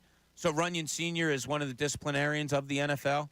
He had to send his son a letter, I don't know if it was last year or the year before, saying, like, your actions were not permissible in this league. That's funny because John Runyon usually doesn't punish people, as we saw at Jadeveon Clowney putting Carson Wentz's head into the dirt. Well, I always found it funny that a guy that teetered on the line of dirty in John Runyon now becomes the master of who calls what dirty. But maybe that's exactly what you're going for. But in the letter that he sent to his son, part of the quote was, further offenses will result in an escalation of disciplinary action, up to and including suspension. Now, how do you? What's the headline on? Dear son, love dad. I would have thrown in a like grounded, no TV for a week. Yeah, and mom's really ticked and taking away your PlayStation 5 or whatever. We're not mad. We're just disappointed. Yeah, it might have been in there. You don't know. I don't. I don't have any problem with it. But my big question when you brought his name up is, why is he available? Because to not get re-upped on your rookie deal is just a red flag to me. Okay, fair enough. So that would be my, like, I'm not going to sit here and act like I was breaking down Green Bay Packer offensive line tape. But my big thing is, like, if he's really, if he is good, why would they move on from him after a rookie contract? That probably wasn't, I mean, he was a 4th round pick, 4th or 5th round. Like, Out he of was Michigan, yeah. Yeah, so, like, he wasn't expensive.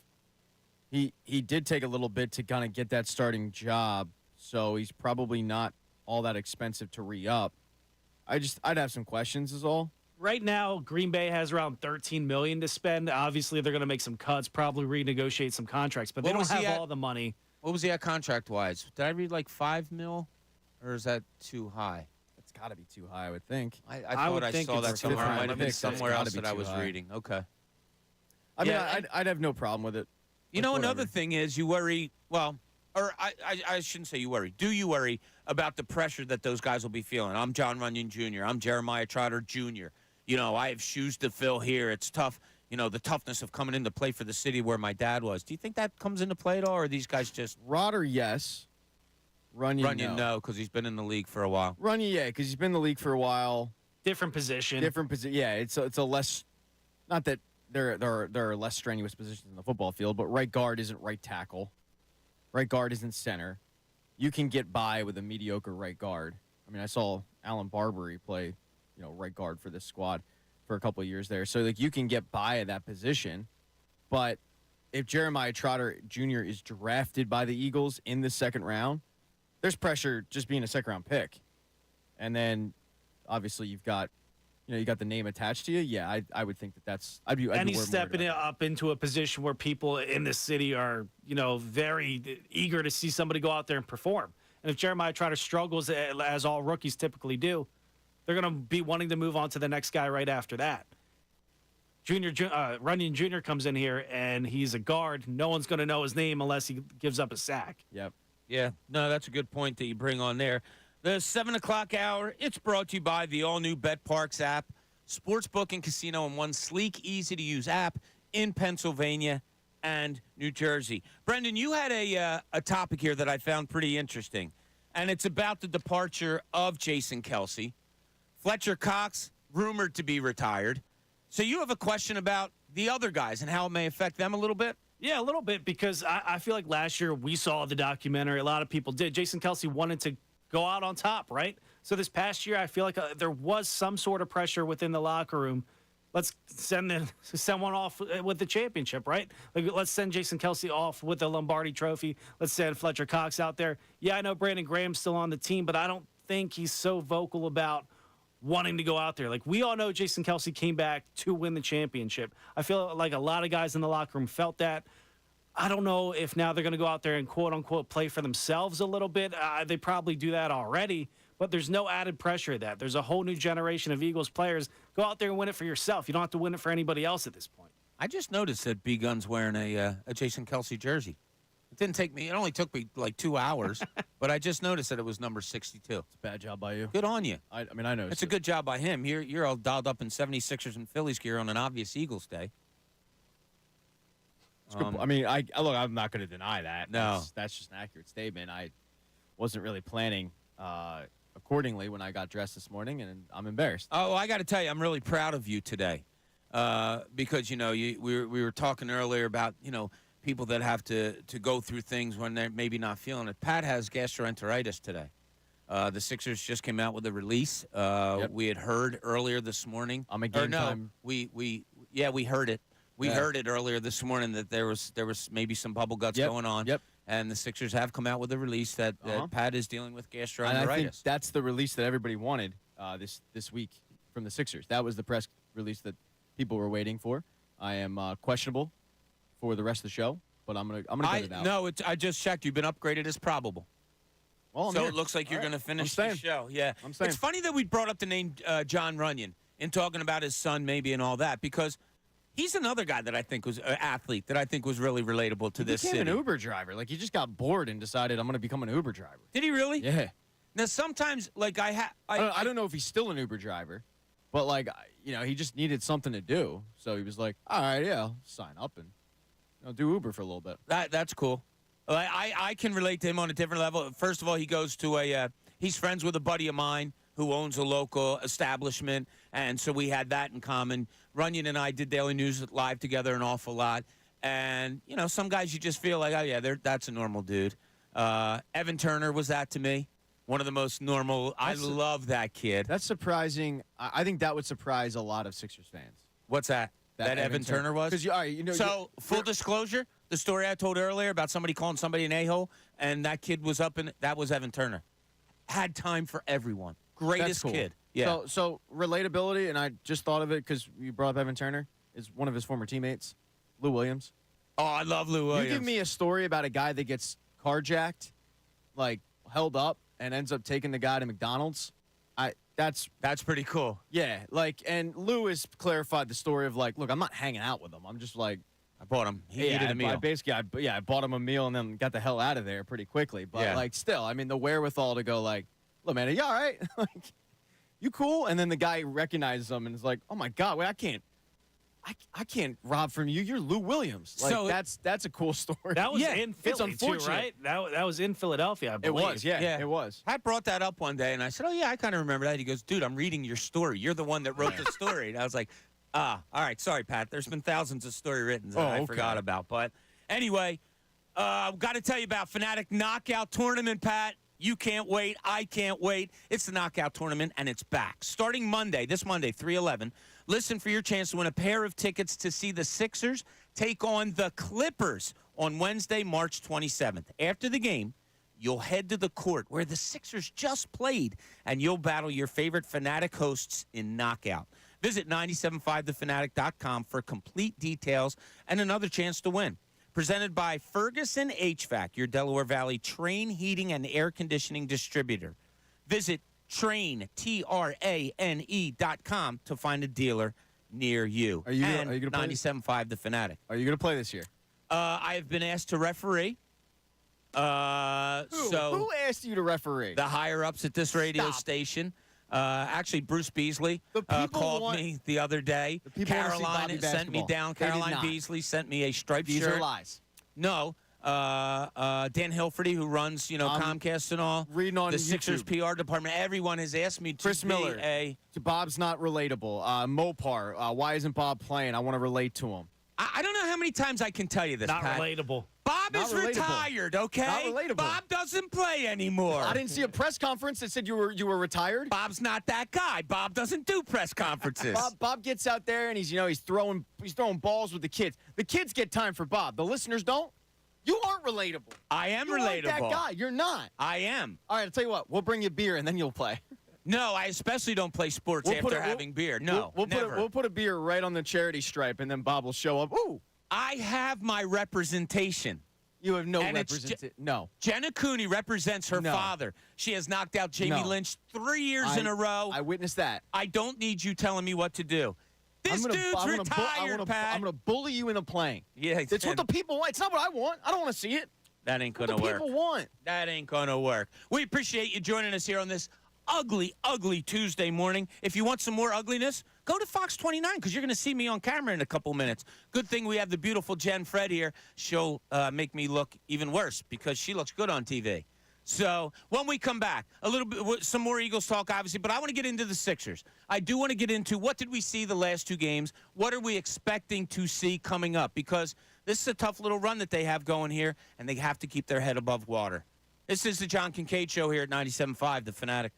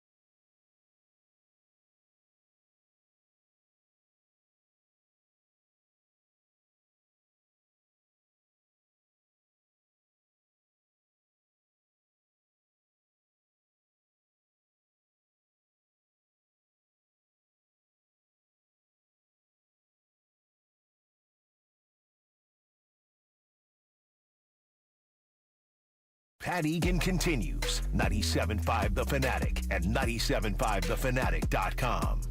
That's right, John Kincade Show back here at 97.5 The Fanatic. Thank you so much to our friend from Fox 29, Jen Fred, cameraman Pete, for coming in today, having a little conversation about a little bit of everything. Man, Jen's mind just, woo, it goes quick. It's all over the place. Pat, it reminds me of you a little bit. Used to the slow mind of me. That's true. I say methodical, but that's I would say thought-provoking. intoxicating. Sometimes. No. Provocative. I wasn't going intoxicating, no. Well, I mean, you didn't. I think the people did. Yeah, probably. They could have. Guns thinking it in there. Yeah, so Yes. we got to wait for some breaking news today. Like, we're used to it now. It's old hat for us, right? You know what? It just popped into my head. What's the next breaking news that we may get Bryce Harper. as far as Philadelphia No. sports, everything? I don't think Harper's – I think think it's that's happening. something kind of down the line. Eagles then? Like free agent signing, trade? I think it's Eagles, and I think it's probably Fletcher Cox. I mean, Flyers trade deadline's coming up, but Like, do you guys consider Brandon Graham coming back? Like, I expect him to come back. So is that, quote, breaking news? Like, I I'd be wouldn't more- hit the breaking news. yeah, sounder like for I'd be that more one. floored if he didn't come back on a one-year deal at this point than if he didn't. All right, what would floor you more? Fletcher Cox signs somewhere else or Brandon Graham says he's staying? I'd be more 'Cause do you expect both? surprised at I'd be more surprised at Fletcher Cox. I'd be more surprised at Fletcher Cox signing elsewhere because of the report that he's leaning towards retirement. If you asked me this a week ago, I would have said they're on the same level. Like, I don't think Fletcher Cox is back anyway. I don't think he's back whether he decides to play next year or not. Brandon Graham, I mean, he's a lifelong Eagle. He's not going anywhere. He doesn't And he'll want to take go a anywhere. cheap deal. Exactly. Fletcher Cox, Fletcher if he Cox is plays, not. he's not taking a cheap deal. That guy can still play. I No. mean, he got like 4 sacks in the final, 6 games or something like that? Yeah, he can still play football. He wants to get paid. And there's nothing against this when I say it, but, like, you get the sense from Brandon Graham and Jason Kelsey, one of these guys, playing for the Eagles and playing for that team their entire career means something to them.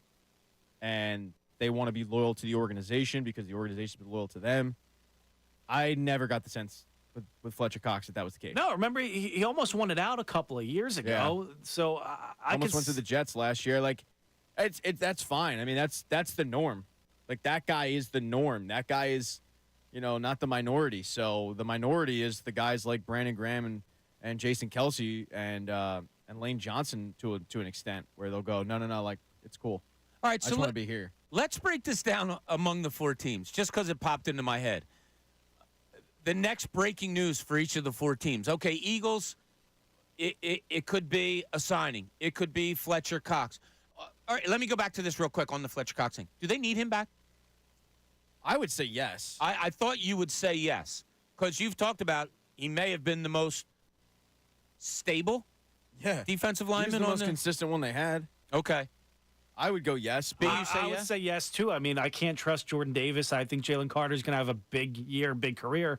Other than that, there's some rotational pieces. And Jordan Davis, you hope and pray he becomes that first-round pick we drafted. But other than that, no. I kind of want Fletcher Cox back because he can still play at a high level right now.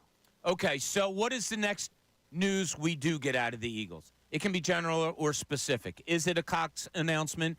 Is it I think Brandon Graham is not breaking news. Like, I think that'll come down the line. Is it a trade? Is it free agency? What do you think, Pat? I would go with it's free agency related. Like, breaking news, I would constitute anything to do with Hassan Reddick.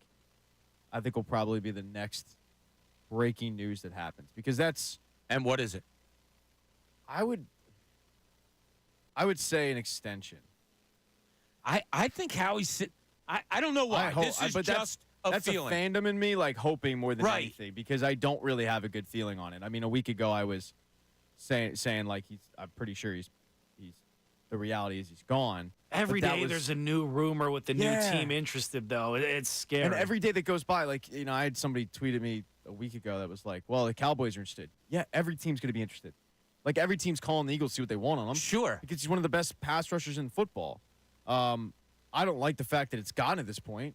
They do have cap space. And this kind of goes back to my Howie Roseman topic of like, well, we found this guy. Did you find him? I mean, you signed him to a very team-friendly contract, and he was already having like back-to-back good seasons. He was already a one star. in Arizona, one in Carolina. Yeah, like, did you find him? Not necessarily, but you might sit there and go, yeah, we can find a guy like him, or we can find 2 or 3 guys like playing basically Moneyball. This scene, in Moneyball of like, well, we can't replace Giambi, but we can get 3 players who can replace his OBP. Like, no, stop. Like, you're not replacing Hassan Reddick. So my conspiracy theory on this is, and I have no intel on it at all, this is just like everybody else, normal sports fan wondering, is Howie, when it comes out, okay, you can go look for a trade, is Howie getting offers with his feet up and going, okay, nah, and then seeing how money plays out before maybe he addresses the Hassan Reddick thing with Hassan Reddick? I don't think so. No? I don't think he's sitting there just taking offers. Like, I think I think they're firm in their price, and Hassan Reddick is probably a lot like Zach Wheeler going, look, I gave you guys pretty good deal the first time, and when you consider what you got in return, that contract was a steal. So if I'm Howie Roseman, I want to get paid as market value, and when you look at what the Phillies did with Zach Wheeler, they paid him market value. $42 million a year for that pitcher is market value. But the Eagles seem to be looking at it from the lens of, let's use Bryce Harper as an example. We can't pay you $42 million. Our best players only make it 25. Right, but let's look at it this way. Zach Wheeler still had another year under contract. Well, so does Hassan Reddick. Exactly my point. That's why I make the comparisons. No, so my point is, why not say, hey, you're still under contract? Like, Zach Wheeler could have pitched this year, and they could have gotten something done either in the midseason or after the season. You can still do that with Hassan Reddick. Howie Roseman does have in his back pocket, well, yeah, okay, we didn't find anything that we found good enough to trade you. You're still under contract. You're still making $15 million this year. I need you to go play. And I then don't maybe know we if can he's discuss doing that. I don't know either. Like I said, I am being total conspiracy theorist here. But he could. He could play hardball. I don't know how far that goes with other players. I don't know if other players are going to want to come here if that's the way he's going to do things. I think he's either getting an extension or traded. I don't think he's playing on that same deal at all anywhere. Okay. Yeah, so I agree with you. All right, so that's our Eagles talk about what might be the big news next. Let's go to the Phillies. Had big news yesterday. An extension to me isn't like, that's cool. Like, good for you. Good. I'm glad you're going to be around. I found it fascinating that Zach Wheeler had his agent go to the Phillies and say 2 at the most 3 years. That, talk about relatability. That makes me like Zach Wheeler even a little bit more. But what do you think is the next big news that comes out of the Phillies? Real quick, I'm surprised that makes you like him more. Well, it's an athlete that says, I know how long I can pitch for, or I want to pitch for. To me, it was Manny Machado-esque, where he had the opt-out after a couple years to cash in again. This is the definition of opt-outs. I mean, I kind of cracked up when I saw 3 years and it was no opt-outs. Like, well, yeah, it's 3 years. But I didn't look at it like, all right, I know how long I can pitch. I looked at it like, well, those were his quotes. Like, I'm only going to pitch that much longer. I don't think he's coming out and just saying about that share. Now you believe everything the athlete Look, says? I'm the one that's first and foremost that says, yeah, you can't. No, I don't think that it was necessarily that. I know how long I can pitch for. I think it is hey, if this is it for me, if after 3 years I'm done, good. I'm not contractually obligated. I can walk away and, I'm not opting out of anything. It's just my contract's up. I could see myself after 3 years walking away. But if my body feels right, then I'm cashing in again. Yeah, like what Max Scherzer's getting up in his late 30s. Yeah, that's what Justin I looked Verlander. at it as. I didn't look at it as anything more than hey, this is giving me some flexibility to either walk away from the game or to continue. And when I continue, I'm getting paid. Yeah, I didn't get that. I didn't. I got it more as like, yeah, this is what I'm going to do. And, I mean, he could have gone to the Phillies and said 5 more years. I mean, they didn't. He went to his agent and said no. Why would you say that to a Phillies team that is? I think Tyrone talked about it on his show yesterday. When you look at the star players on the Phillies, they're going to be here for a while. Well, I guess my thing is like this is no different than 3 years, like you got, or 5 years with an option after the 3rd year. Yeah, could be. It's. I just got the feeling that he was like, yeah, I'm only pitching 3 more years. No, I definitely. I Oh, think I'll make I think, that bet with you then. I think he gave himself flexibility. I think he gave himself the option of walking away after 3 years. Because at that point, what, he'd be 37? Yeah, he's 33 now. Yeah, so he turns 34 in May, so 37. I looked at it like, yeah, he's probably giving himself an option of, let's see how my body feels at that point, if I can still pitch at a high level. Like, you're not going to walk away if you're 37 years old and you got a, close to a 3 ERA. You're not walking away from the game. Because at that point, pitchers are getting paid $55 million. Well, we'll see. He's got another kid coming, all that stuff. So, Look, and I or can just tell you had from a kid, experience, whatever like, it was. diapers and daycare are expensive, Bobby. Yes, they are. $42 million does not go as far as it used to. No, not even a little bit. There's So, what is taxes. the next big story out of the Phillies? I don't know if there is, like, Trade deadline. It looks like a Blake yeah. Snell, Jordan Montgomery has been hosed down. Yeah, that's why that I doesn't look like it's happening. Yeah, we'll see if that drags out another week or two if they get in on a 1 year cheaper deal, prove-it deal, whatnot. But yeah, it's looking like it's going to be the trade deadline to me, which is what, August at this point? Still far away. Yeah. It's Hopefully not nobody breaking- gets hurt. Like that's the only thing I can think of between now and the trade deadline. Yeah, we'll keep injury out of it because Yeah. we don't want to jinx anybody. I don't think it's going to be breaking news when Rob Thompson announces that Kyle Schwarber is his leadoff hitter yet again. That's not breaking Yeah, there's news. So they nothing I might can think be. of. So that lends to the goodness of Opening them day so starter. far. Like, does Zach Wheeler finally get it over Aaron Nola? Yeah, but probably yeah, but you're not hitting not. breaking news for that. Like, Yeah. there just isn't anything. There isn't anything right now, and that's in a good way. So how about for your Philadelphia Flyers? Trade deadline.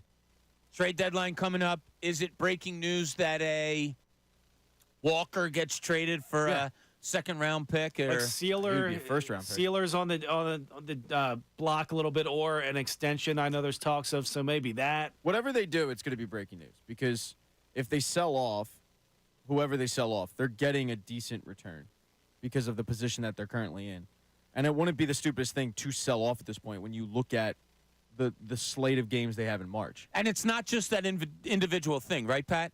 If they sell off, that gives you an indication of, okay, they really are where they said they were. Yeah. So it's a bigger story than just the little move that may be made. But it's also self-awareness too. I mean, when you look at, all right, we got Boston coming up, we got Florida coming up, we have the Rangers coming up. Toronto, Carolina. You're mentioning majority of the playoff teams. Right. And I'm not saying you can't hang with those and you can't take a game or two, but that's a really, really tough stretch. So Danny Briere has to sit back and go, okay, we're 6 points out of a spot, right? Or we're 6 points in a playoff spot now, but where realistically are we going to be after this stretch? Yeah. And then you got to look at, the Islanders and what their schedule looks like. I mean, Lou Lamoriello's probably going to be buying at the deadline. He just hired a new coach in Patrick Waugh like 3 weeks ago. Mm-hmm. So, that seems to revitalize the organization a bit. The Devils are done. They fired Lindy Ruff, and they're not, as I said, they don't have any goaltending, so they're cooked. But you don't have to worry about them. But the Islanders are sneaky in the sense of, like, they probably should be buyers at the deadline. If I'm Danny Briere, I'm selling. But that's just me. So, B, when we talk about this stuff and what's going on, and the Flyers, if they do sell. So Jen Fred just sent to me. She said, they got a tough road coming up. God, do you think they can do it? And I said, it doesn't matter. And she's like, what do you mean? Like the look on her face, like, what do you mean? I want them to be in the playoffs. So do I. So do you. So does everybody in the city because that's fun. But what I tried to explain to her was, it doesn't matter. That wasn't the goal this year. Yeah, I'd rather them stay true to their plan. Right? Going Okay. forward. Keep building because there's going to be greater things than getting in the playoffs as an 8 seed or whatnot and having a first-round exit, maybe sneaking out 1, possibly 2 wins against an upper echelon NHL team. I'd rather be that upper echelon NHL team in 2 to 3 years when you have the number 1 prospect in the NHL, according to The Athletic, and Matvei Michkov. How about that, huh? Let's keep building towards that, and let's be a dominant team. Yeah, it'd be fun to have the Wells Fargo sold out in orange for a game or two in April and May. But that's not the goal right now because there's no real hope of a Stanley Cup, even a playoff series win at this point. So Exactly. keep building. Look, Exactly. I would be absolutely if they trade off draft picks. I'd be stunned. If they buy. I wouldn't be surprised necessarily if they buy. The backup goalie position is interesting. But I'm talking like when I say buy, if you trade off an Emile Andre, like that's to me that's not like buying and butchering your future. If you trade off a Ronnie Adder, these former like second-round picks that have been kind of toiling in Lehigh Valley, I don't think that's necessarily the selling or the buying, I should say, that's really going to cripple you. That you go, oh, okay, like, they're not sticking with their plan. Like those guys are the German Rupsovs of the Claude Giroux deal. It's just like, yeah, okay, prospect didn't really pan out. Let's see if we give him another spot in another organization and see if they can flourish there. But for a backup goalie, that's going to be a difficult one because goaltending is at a premium in hockey, where that might end up costing you a little bit more than you're willing to make, than you're willing to trade off. So I think they're in a situation where they could trade off some players that you might have had hope for 3 years ago, but they just never really panned out. But if you trade a 5th-round pick for a guy, that's not crippling to your plan. No. If you trade the Florida draft pick, that's different. If you trade your own draft pick, that's stupid. If you trade a 2nd-round pick, a 3rd-round pick, 4th round and later, like, do whatever you want. You can get those. Brendan and I were just laughing because about 6 of the 8 names you mentioned we never heard of. So I made them up. That was cool. I made them All up. right, last team on this. Not real people. What is your next breaking news for your Philadelphia 76ers? Embiid. It's gotta The be announcement on the upcoming announcement on the announcement on the other announcement. I don't know if he's coming back, man. I really don't. Do you expect to get that answer definitively anytime in the next few weeks? No, I think we're getting the update to the update, and by that time, when the actual update rolls around, the update to the update, and when the update rolls around, it's gonna be like a week in the season. We're gonna be in the play-in tournament at that point. We're gonna win that and get Boston or Milwaukee. At that point, is it worth him coming back? I would like to see what he could do with this roster, with the Kyle Lowry, with Buddy Hield and all that. But I don't know if we're going to be able to see it this year, and who knows if we'll ever see it because those guys are on expiring deals. It'll be interesting. What's your next Sixers breaking news, Pat? Got to be that Embiid. Yeah, it's the Embiid. Whether he's shut down or whether he's actually returning, and then it's what Embiid are you getting? It's funny that this organization in a decade has gone from, hey, guy's got a broken foot. Normally it takes every other human being 2 months to return. We're shutting him down for the season. Then we went from that to, oh, guy had a torn meniscus, had surgery on it. Hopefully he can be back in 2 months to save us. It's just been such a shift in their organizational philosophy. And we talk about organizational philosophies a lot with the Eagles and linebackers. I mean, the Sixers have really done a shift, and it's the win now mentality. When, Ben Simmons breaks his foot, it's like, well, let's think about this for a second. Does it really benefit us all that much to have him back? Maybe we can benefit and get a high draft pick again and keep this thing rolling. And then Embiid quickly, it's like, all right, torn meniscus, yeah, let's go. Time's running out. Let's get you back on the court. I wonder if they go back to that old organizational philosophy and go like, this isn't worth it. Playing tournament, he's coming back from a ligament surgery. It pains me. Let's just shut him down. 22 games left for the 76ers, and we're still trying to find an identity kind of for them. Of course, the Joel Embiid injury lends to a lot of that. But when we get back, I do want to talk more about the Sixers and what we've seen over the last couple of games and what you may be able to expect in these final 22 games. Also, the big talk of the day, Jason Kelsey, retirement yesterday. We've talked a lot about athletes in this city that you found relatable. Somebody from the back room put in Joe Flacco, a guy from the area that's really that's a great one. Yeah, imagine that. He's from I see him all the time because he lives a couple streets away. Man, you see a lot of people all the time. You see a lot of people. I see you guys every day. Brandon Gunn's just hobnobbing with celebs. You guys are the biggest celebs I see. My best friend Robert Glenn Downey is his painter. Inside joke here that nobody will get. Yeah. But when we get back, we're going to talk some Sixers, figure out where they are. I'm going to switch it a little bit. Forget about the relatable athlete in Philadelphia. Who is a coach, a general manager, an owner, a player that you just totally could not relate to in Philadelphia? They might have been here a short time or a long time, but who was the one that you just like, nah? Mine's Pete Rose from way back in the day when I was a little kid, and I'm sure a lot of people can't relate to him. But we'd like to hear what you have to say. 610-632-0975. This is the John Kincade Show here at 97.5 The Fanatic.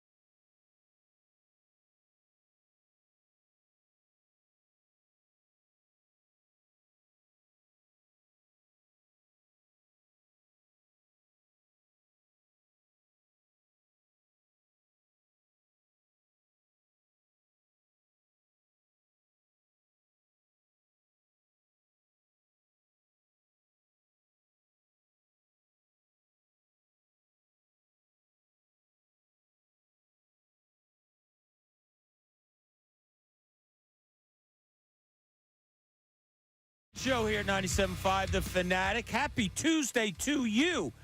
I hope the rain doesn't have you even more down than what a normal Tuesday does. Tuesday's the worst day of the week. I describe it as like there's 7 days in a week, a six-pack of beer, and it's the one that's skunked. Yeah. Like It's, Tuesday's the skunked beer. I had a quote in college that was Tuesday, somebody that I will not say, and the Mets. Just the worst things in society.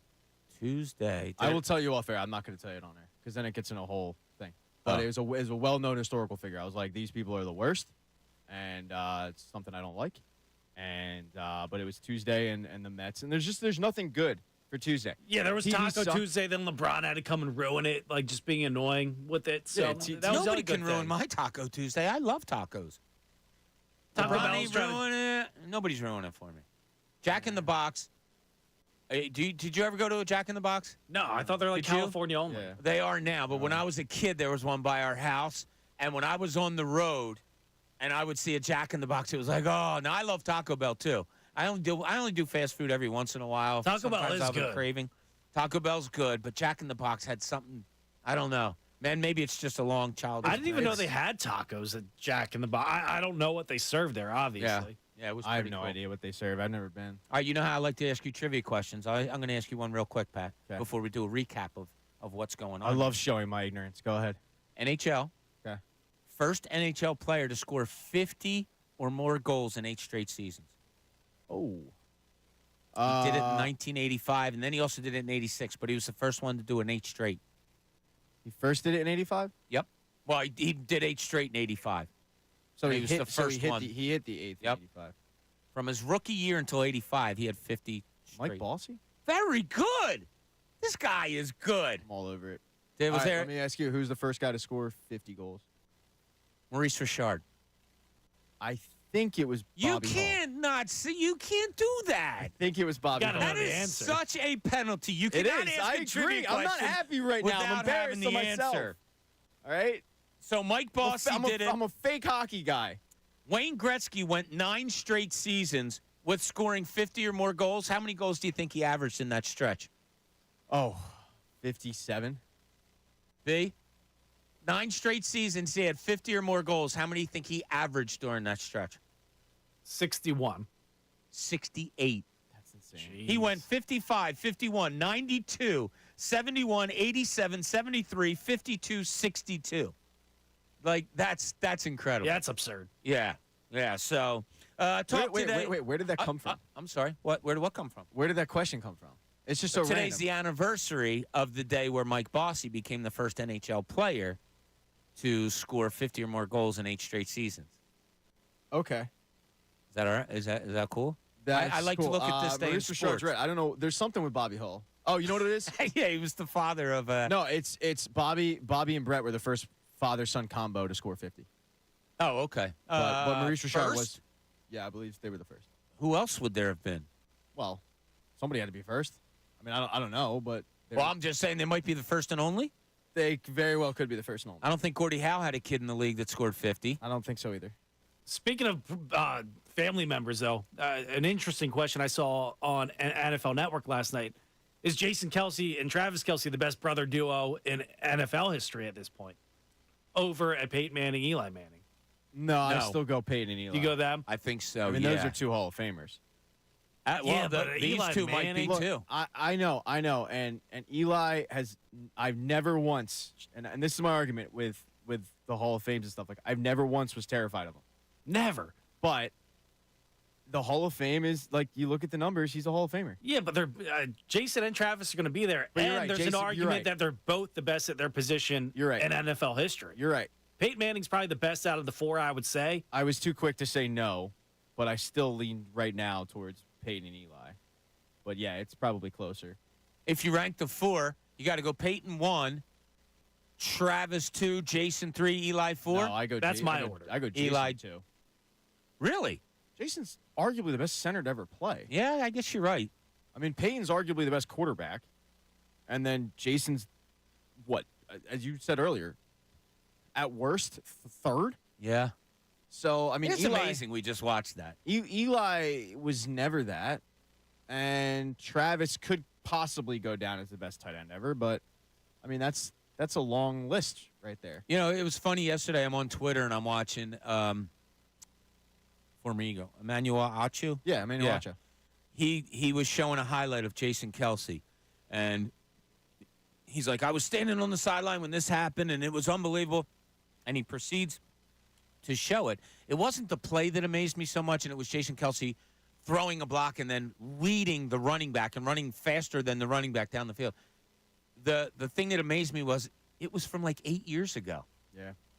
You know, forget- and like Still had it. you could have supplemented it and been this year, and it wouldn't have Yeah. surprised me because he was still out there in the secondary running, you know, blocks and all. Just sealing off blocks for Bryce Brown back in the day. Yeah. Ronnie Brown. Dude, he was here with Ronnie Brown, which is insane. I mean, there was highlights yesterday. They were showing, look how great this block is, and I apologize. I don't know if it was Baldy or somebody else.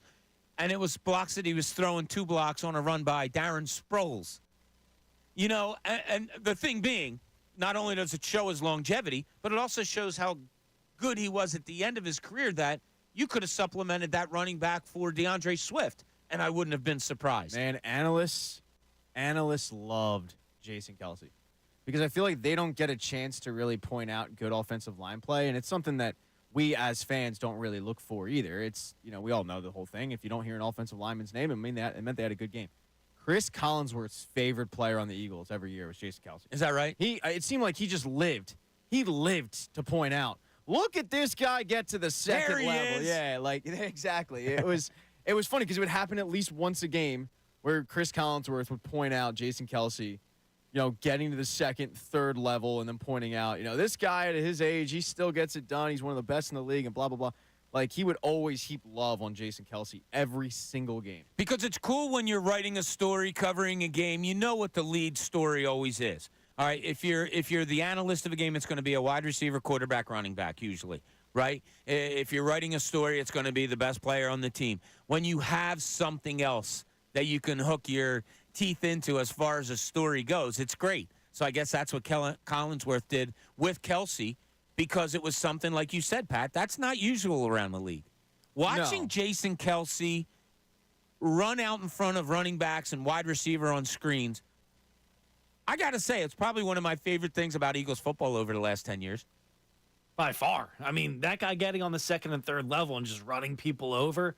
I don't think we'll ever see a center like that in my lifetime. Like, I have never seen that from anybody else. So much of the offensive line scheme was based on Jason Kelsey, so it's going to be interesting to see what they do going forward. Are they going to ask Cam Jurgens to do the same thing, or are they going to have to switch it up a little bit? Yeah, I love everything that Jason Kelsey had to say about Jeff Stoutland yesterday. I just love the all-encompassing of it. I love to sit back and see how he absorbed everything that was good about sports in his life and where it led him and all. So that's how I looked at it There's yesterday. the video that the Eagles put out, that 6-minute video. There's a really cool thing with Jeffrey Lurie and how he's mentioning, like, basically Jason Kelsey, the ultimate Eagle. Because not only did he play at such a high level, but really the impact he made off the field with giving his time to charities and connecting with the city, connecting with the fan base. It's everything you want in a player when you draft a guy. Whether Yeah. it be in the first round or the 7th round. That's what you want. You want to hit on the player and you want him to be a good player, but you also want him to be a good human. And they got that in Jason Kelsey. And it was cool. It was cool to see. You know, I feel like Jason definitely is an emotional guy. He says in the video, like, I can't help how I feel. And Didn't take long yesterday to see he was an emotional guy. man, that was right away. All of 2 seconds. Yeah. Yeah, and it's like I said, I'm enamored with the way people watch things, with the way they take them in. I sat there with just a smile on my face, like, oh, good for you. This is how you played it out. This is the way it came. I'm fine with it. You know, I didn't get teary-eyed or anything like that. I just had a smile on my face for it. I understood people that were. So yesterday was Jason Kelsey Day, and we're getting reaction to that. I put out the question before the break, before we recap stuff that did happen yesterday in other sports. Is there an unlikable, unrelatable Philly athlete, coach, general manager, owner that you just, when the name comes up, you kind of cringe, you make the ugly face? Is there one of them? If you do have one, 610-632-0975. I'll hit it on with these guys. But recapping yesterday, Flyers lose a shootout 2-1 to St. Louis. At least they get the point. Tough game, hard-checking game. Very, very tight game. Flyers were able to get off 41 shots. To me, still impressive. Sam Urson, look, we, forever have been looking for the goalie of the future for the Flyers, and you thought you had it in Carter Hart for the first time since a Ron Hextall. Well, the Carter Hart thing played out the way it's playing out. I think we're all in agreement. I don't believe he's going to be back here ever again for the Flyers. You found your replacement. I really think this dude is it. And rookie year, but there just seems to be some specialness about him. So they may have found a star, a team that's going to have to try to keep its head above water. Travis Konechny's still not back. Jamie Drysdale still not back. Those guys out with injuries. Don't know how much longer they're going to be. And, Pat, like I said earlier, 9 of their next 10 games are against teams that have more points than them. The stretch is coming at, like, the most inopportune time for them when you really factor in who they're missing and then also the trade deadline. It's very similar to what the Sixers are going with Embiid. It's like, man, this couldn't come at a worse time because your February stretch was rough, and then your March stretch in the middle of it is also pretty rough. So it's going to be very, very interesting to see what they do at the deadline. But I'd expect them to, take one of these couple games coming up that you didn't really expect them to take, because that's kind of the identity of a John Tortorella team is to not, give an inch, and I don't expect them to do that. But when you're looking at the upcoming stretch and you're looking at teams that are 1, 2, 3 in the league in points, there's a reason they're 1, 2, and 3 in the league in points. So exactly, the grit and determination can only go so far, but it's going to be pretty interesting to see what happens. Yeah, their next game is Thursday at Florida. Your Phillies, big news yesterday. Obviously, Zach Wheeler signs 3 years, $126 million. So what does he do besides blink dollar signs? He goes onto the mound today. Get out there in a little spring training, get his work in today after signing that big contract. And the other news, I think, from the Phillies only is Kyle Schwarber did lead off again yesterday, got 3 at-bats, walked twice. It looks like he's going to be your leadoff hitter for the opener at least. And your 76ers tonight at the New Jersey Nets. The Nets lost last night, so the Nets tonight are on a back-to-back. They lost last night at home to the Memphis Grizzlies. The Sixers play against the Grizzlies here tomorrow night. So tonight's the first end of a back-to-back with them. The Kyle Lowry situation, the Tobias Harris situation, I want to get into all that. But Mike from Delran wants to talk about the man of the hour right now, Jason Kelsey. Mike, what's going on, buddy? Hey, what's up, guys? How you doing? How'd you take that press conference yesterday? Yeah, I smiled, kind of like you. I think the only time I even started to even feel any type of emotion is when he was talking about the city, or like everything he said when you guys played that clip earlier. Listen, he owes us nothing. That dude played his heart out. He gave us everything he had. He owes us nothing. But I can't help get this sickening feeling out of my stomach that next season somebody in a center position goes down and he gets talked back into another year, and I'm talking about one team in particular, and it's Kansas City. Yeah. And I just – that would I won't say it wouldn't, and it shouldn't change anything, but, man, am I going to hate if that small percentage of a chance happens, right? If Kansas City Chiefs center, and I forget who he is, if he goes down in preseason or early in the season, you mean to tell me he's not going to want to go play 1 year with his brother and Andy Reid? It's going to make me throw up in my mouth. I didn't even think about it because it's just such a small percentage of. Because it is a small percentage, but he's not like he's quitting because he's done, because he can't play. A lot of times, and Mike, you know this. A lot of times, these guys, they retire and immediately they look like they lose like 70 pounds. Maybe I don't know. It's like a small 0.1% chance that I was also supposed to have a boy, my last kid, and it was a girl, so whatever. So wait, Mike, let me ask you this: give me unrelatable in this city. Yeah. Well, I'm going to get the first one that everyone's going to think of first. Ben Simmons, scumbag. Ben Simmons was definitely at the top of the list. Thanks, Mike. Go Birds. Love to hear it. Yeah, so Mike, it might be the older crowd. Like Mike's older than you guys, I believe, a little bit younger than me.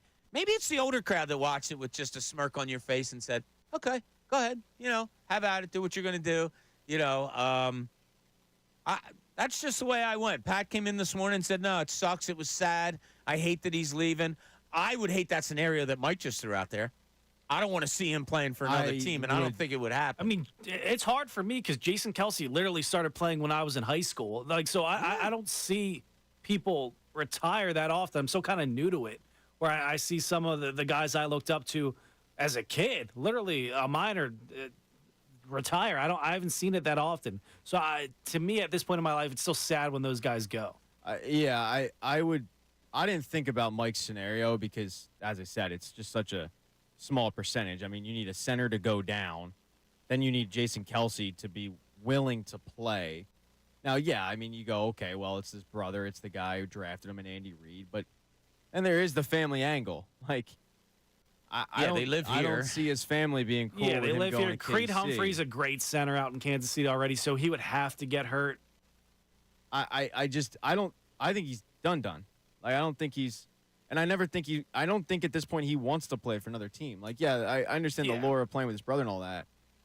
Does a guy who gives a 45-minute speech of retirement seem like a guy that's going to come back after that? Good point. No, I'm still a little bit mad that he didn't convince the Eagles to draft his brother. You know, he's taking calls from Andy Reid, but We made out pretty well. it's fine. But like, it'd be cool. Like, Travis is better. Let's be real. By here. far. You know, that's my only gripe with Jason. Like, bro, could you get in the organization's ear and be like, hey, my brother's available now. We can take him. Whatever. It's fine. Yeah, could have been that. That would have been nice. Yeah, it's But like every time that story comes up about him, like talking to Andy Reid and be like, he's not going to let you down. I'm like, why couldn't you do that with Howie? Why couldn't you call up Howie and say, hey, by the way, you want another Kelsey? I know you love this one. Let's get another one. He's cool too. But that's the only gripe I've ever had with Jason Kelsey. So Mike took number 1 off the list of unrelatables, I Yeah. think, in Ben Simmons. He was at the top of my list. But I have another someone from the Sixers as number 2 on my list. Recent or past? Past. Okay. Unrelatable on the Sixers. Man, Scandal. a scandal. Uh-huh. Oh, Brian Colangelo. Yeah. Collars. Yeah. Yeah. And look, I was covering the team at the time and had some one-on-one sit-downs. And did you ever – I think I've told Pat, I think I've told you this story, that when, you know, my wife and I could be out somewhere or, among, you know, a party or something like that. If there's somebody that comes into the group room, whatever, that is just like, nah, not my cup of tea, my wife can – read it. She can read my face right away, B. And she'll be like, oh, God. I don't do anything. I don't say anything. I'm not mean to anybody. Standoffish. It's just like, I don't need to spend time with this person. not my cup of tea. I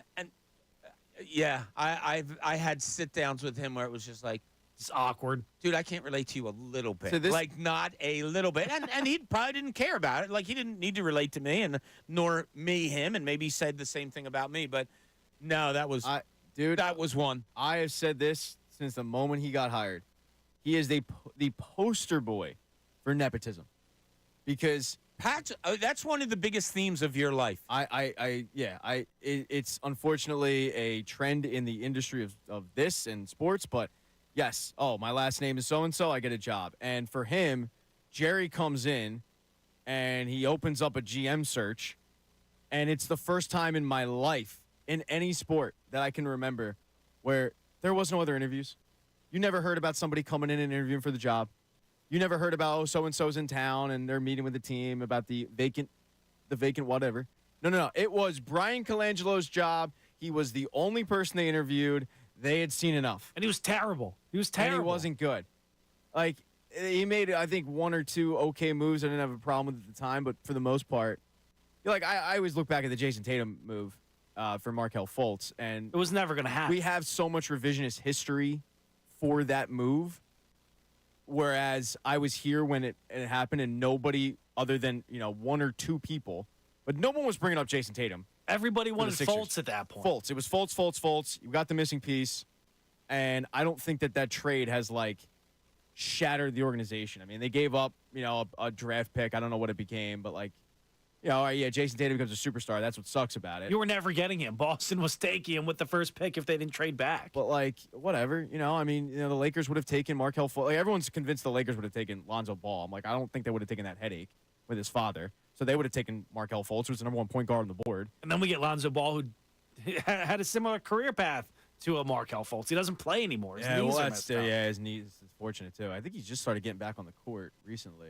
That whole Markelle Fultz thing was so weird. It's so weird. Yeah, but it drove me nuts. Like, it was the only time of, oh, hey, by the way, we have a GM search going on. It's not a search.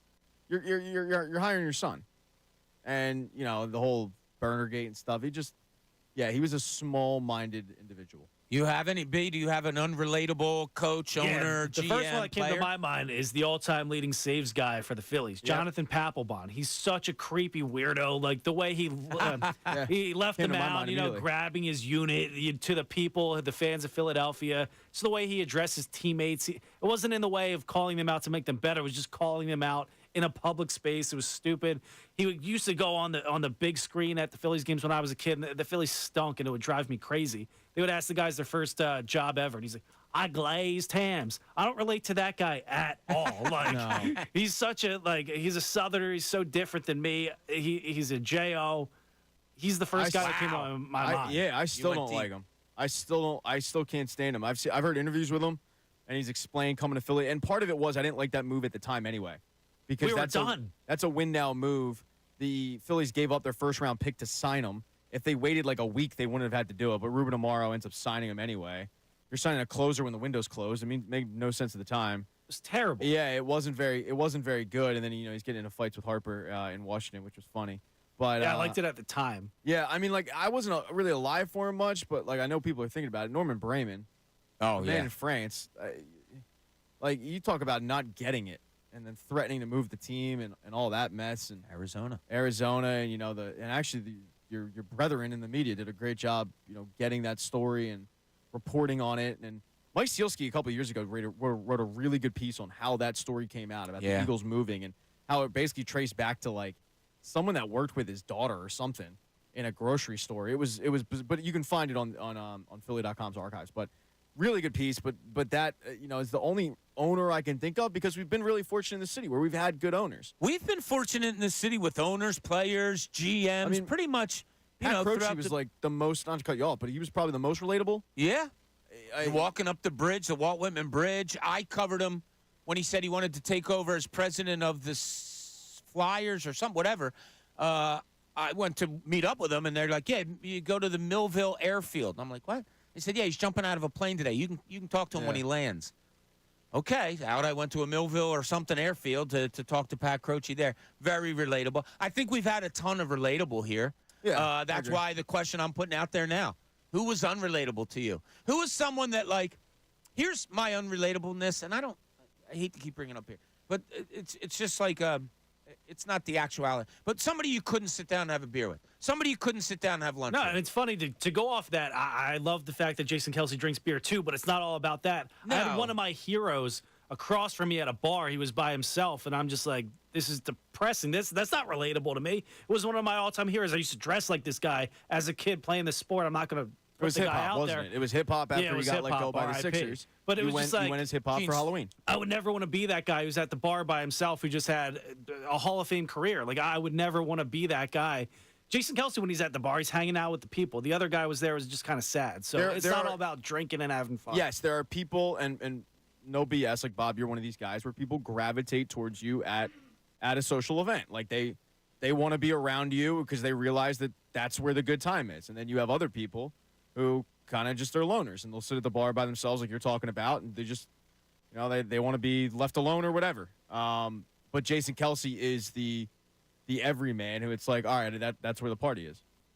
The Kevin Cooney, my identical twin cousin, has just checked in with me and said, and before you said it, said Papelbon.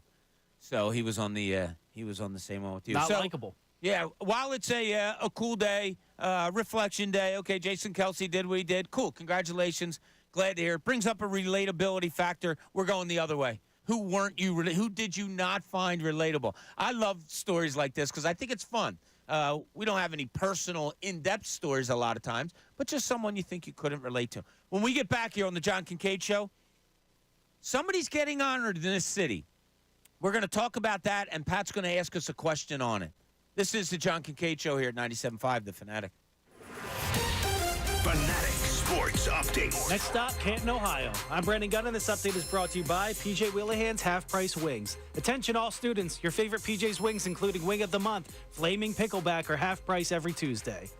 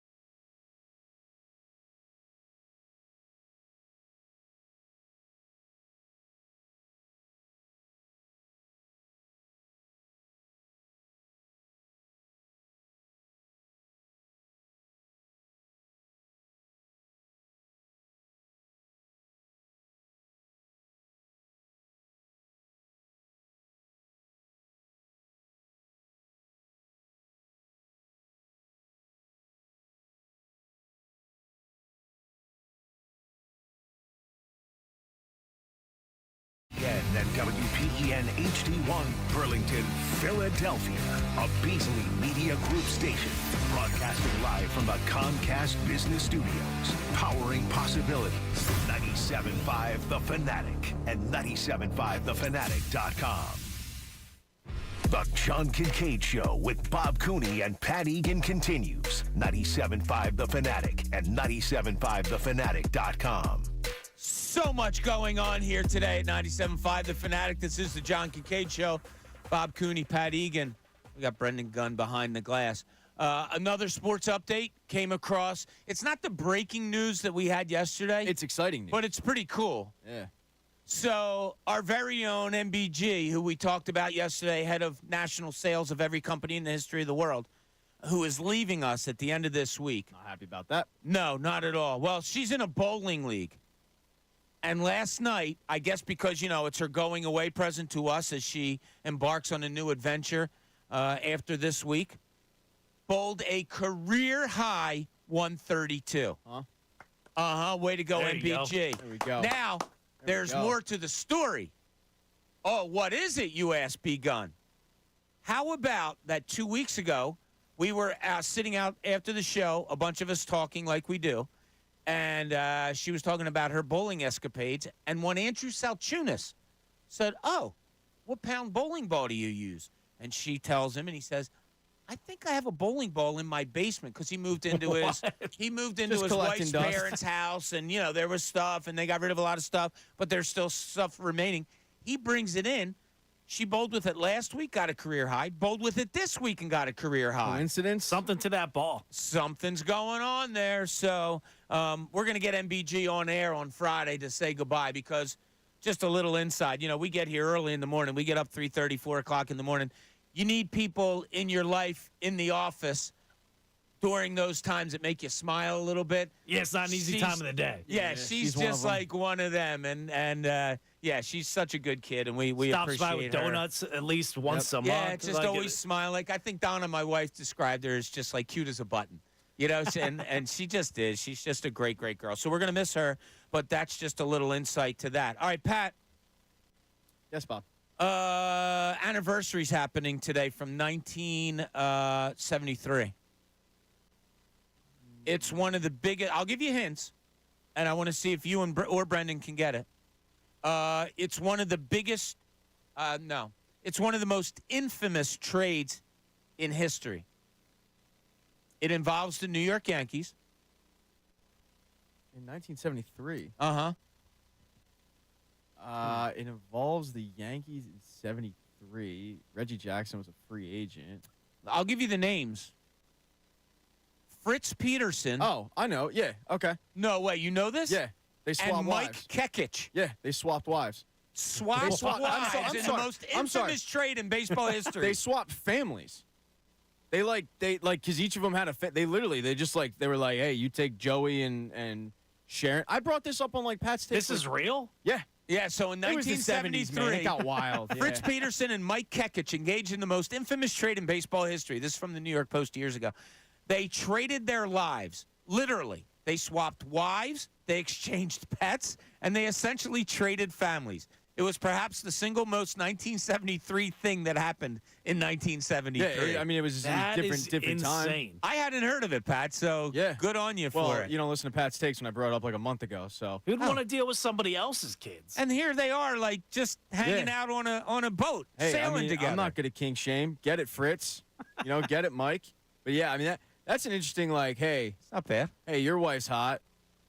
Oh, do you think my wife's hot? Well, I'm sick of my wife and I like your wife, so let's swap it out. Yeah, I don't think that conversation happens all that often. Well, I but got- What if it did then. I guess the What's- wives what's gone up approved to? of it all. Maybe the wives yeah, of started course- it. Why are you yeah, assuming yeah. that the men started I it? didn't know course what they happened in the approved of it. 70s. You don't think this is Handmaid's Tale? They didn't approve of it? Yes, they approved of it. I don't know my American history like that. I don't Jesus, know man. when everything became normal. Toxic masculinity coming from that studio over there. Yes, they approved From of that young man. it. Yeah. Yeah. I don't know My who body, he my thinks he choice, is. man. Of course they I'm approved right there of it. with you. I just I don't didn't think know you are. when the rest of America agreed with Got that. on board? I'm Yeah, wondering when you're going to get on Probably board. before 1973, I guess. How do you guys do in public speaking? People just assume since we do this that like public speaking, you would be an ace at it. Yeah, it's funny because I think I'm just talking to you two when I'm back here, right? Like I don't imagine my words going across the greater Philadelphia area. I think I'm talking to you two. When I'm in front of 1 million people, not the best. Does that happen that you get in front of 1 million people a lot? Yeah, Often.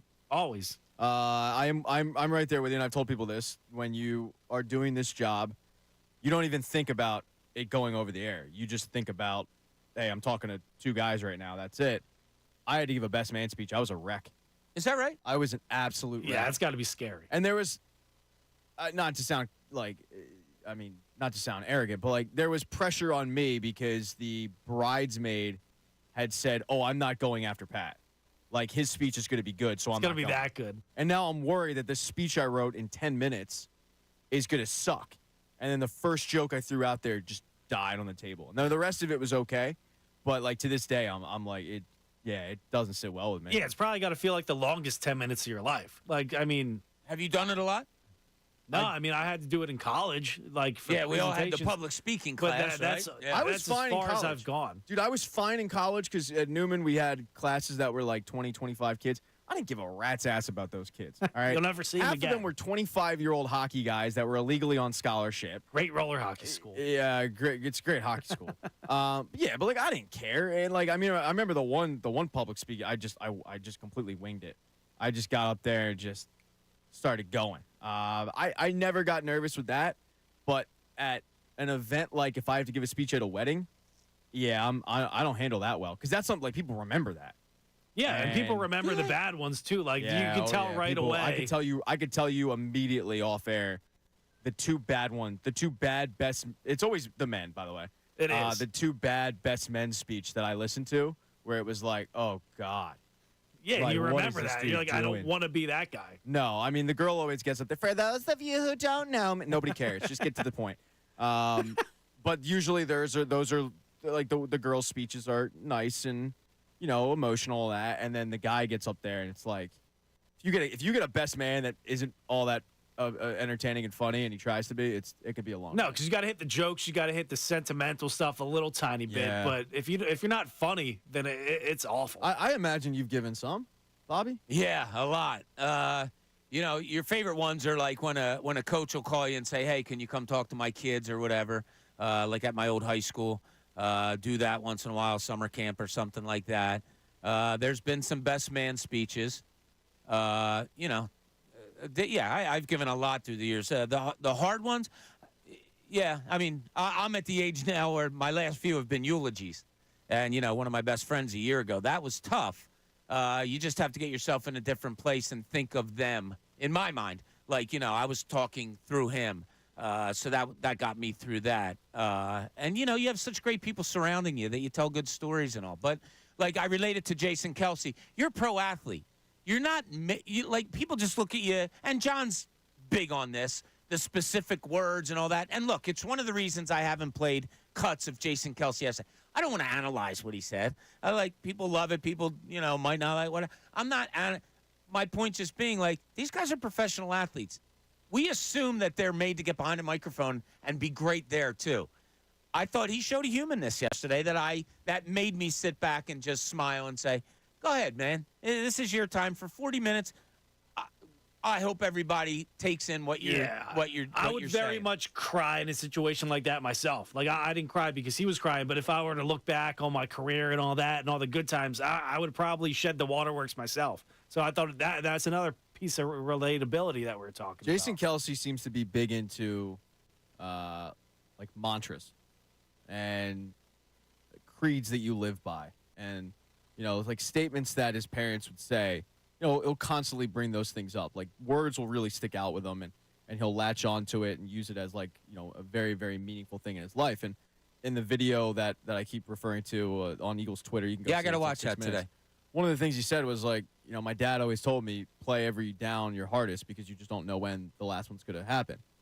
And when he sat at the podium and he couldn't really even get a word out and he starts crying, my first thought was like, he's thinking about that quote. Sure. About that's it. Sure. I'm never going to suit up. I'm never going to sit in the locker room again. And that's tough. I mean, look, we're sports fans and we're all going to work today, and some of us have cool jobs like us, and some of us have jobs you don't want to go to and you hate and all that. And it's not like I think Jason Kelce wanted to go to work every day because there's no job where you're like, man, I can't wait every single day. There's just days where you just don't want to do it, right? But Some more than others. that was his life since the age of whatever. Yeah. Was playing this game. And if you're going to the construction site, you probably weren't doing construction at the age of 9. For me, I wasn't talking sports with like everybody else at the age of like 8. For a lot of people out there, whatever you're doing now, you haven't been doing it as long as he's been playing football. And the reality setting in that he's never going to do it again. Yeah. That's like that raw emotion of, no, like this guy loved the game of football, but he's walking away for a bigger purpose, which is his family. Yeah. Because it's sad seeing the downslide of a career. And, I had to see it with a couple of the all-time greats of the Phillies, where it's like Jimmy Rollins just trying to hang on with the White Sox, Ryan Howard trying to come back with the Atlanta the Braves, and then I think he might have signed a minor league deal with the Rockies. Like, it was sad. And you will look at Jason Kelce, and there's a quote from Chris Collinsworth that was like, when this guy walks away, it's his decision because he can still play at a high level. But you just saw it, like all that raw emotion come out of him, man. It's just like, all right, like this guy really cared about what he did, and he took pride in what he did, and because of that, you become even more appreciative of his career, and the fact that we all got to witness, hopefully, all of it. So yeah, it's a sad day for Philly sports, man. I legitimately can't really think of any other press conference like this, and I mean that because the last one was probably Schmidt, homegrown guy that stayed with the team the entire time and is announcing his retirement. Other than that, like, we haven't had that. The Dawkins one, he went to Denver. Right. We've had Iverson, but like that was, after the fact, and he stepped away from the game because of family issues and whatnot. Like That was big too. yeah, and I remember that. I got emotional with that one. Like I was there when he announced he was retiring, and that was emotional because Were he you was like, there?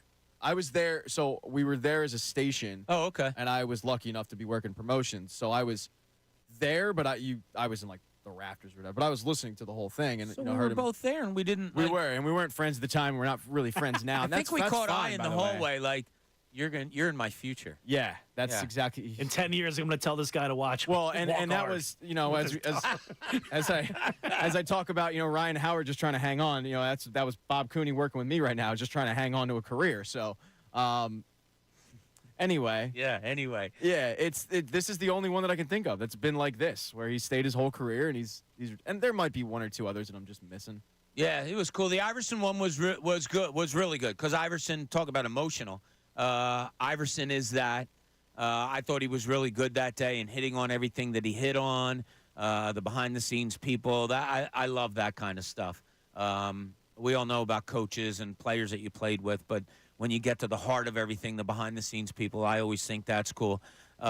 Speaking of Iverson, there's going to be a statue going up of him, Pat. There is, which is well deserved. Yeah. It's very cool. I tweeted yesterday, build the damn statue of Jason Kelce already, because that's coming eventually. You figure, right? Like that's going to be the Jason Kelce. It's just a matter of if he's wearing a Mummer's outfit or if he's wearing an It's Eagles where and what outfit. does he look like? Exactly. Right? Yeah, but yeah, the Sixers are going to put it at their practice facility. They have a really cool walkway of, I think they call it Legends Way or something like Yes, that, where yes. they'll have statues of the guys, and Iverson's the latest one. You figure Embiid will be there eventually.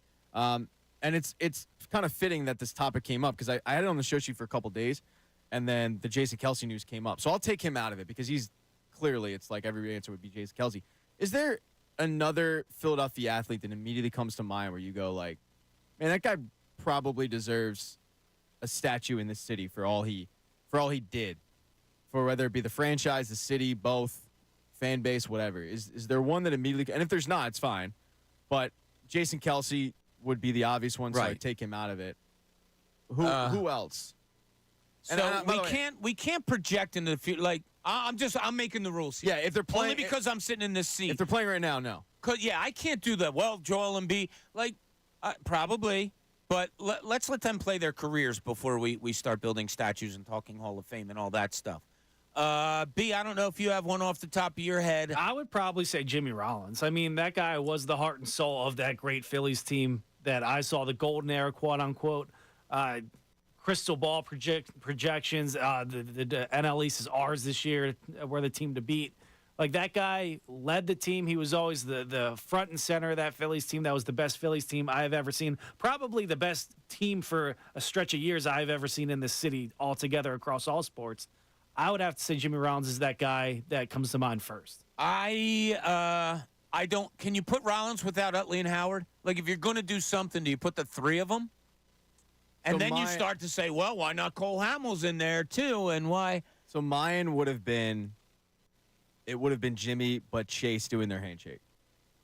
It's an awesome statue. It would have been a double statue, both of them doing Down their low handshake. with the hands Because almost near the dirt. Look, Ryan Howard was one of the first, like the two prospects that I really latched onto that got me into following prospects was Ryan Howard in Lakewood and Gavin Floyd in Lakewood. And my love affair of Ryan Howard runs deep. Like, he's one of my all-time favorite Phillies. But all-time favorite athletes, I would say. Yeah, Ryan Howard is Yeah. my favorite Philly, but I would not build the statue. He came up in 05, and at that point, Jimmy Rollins had been around since 2001. And Jimmy ended up taking Ryan Howard under his wing and having him live with him and stuff and kind of mentoring him a little bit. Chase Utley gets drafted in 02. I think he made his debut in 05, but they were such an iconic double play combo. And I think they lead the Phillies organization in double plays with a second baseman and shortstop. And, they were really good friends. But they were also that yin and yang for this organization. Yeah. And unfortunately, it became an arguing point for a lot of fans where you had pro Rollins people like myself, and then you had the lunch pail guy, like, keep your head down and just hustle hard, and that was the Chase Utley. And I feel like because of it, we didn't really appreciate both of them as much at the same time because it became this stupid competition. Yeah, they were always pitted against each other. Yeah, it was dumb.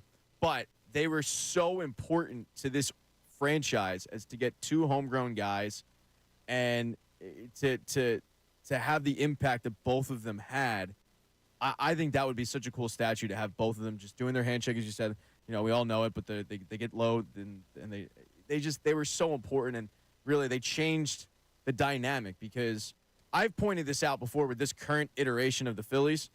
It's more homegrown than we think, but we don't realize it because the bigger name guys were free agents or they were trade acquisitions or whatnot. But it is more homegrown than we might give it credit for.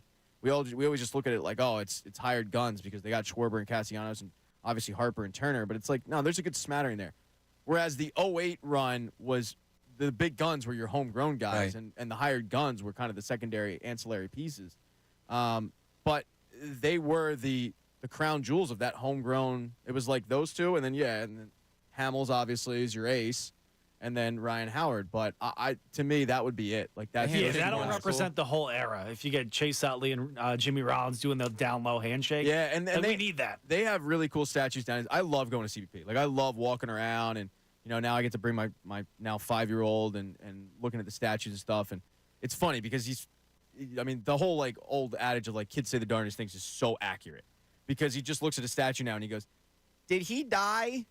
And I have to be like, "No, man, Steve Carlton's still alive." And then we walk over, we'll continue to walk around. Robin Roberts, did he die?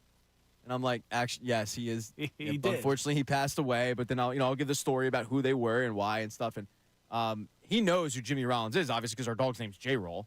So he's well aware of who he is. But it would just be cool to walk around and be able to see a player that I grew up watching because I didn't grow up watching Steve Carlton and I didn't grow up watching Robin Roberts and I didn't grow up watching Mike Schmidt. And the only one that I grew up, quote, watching was Harry Callis.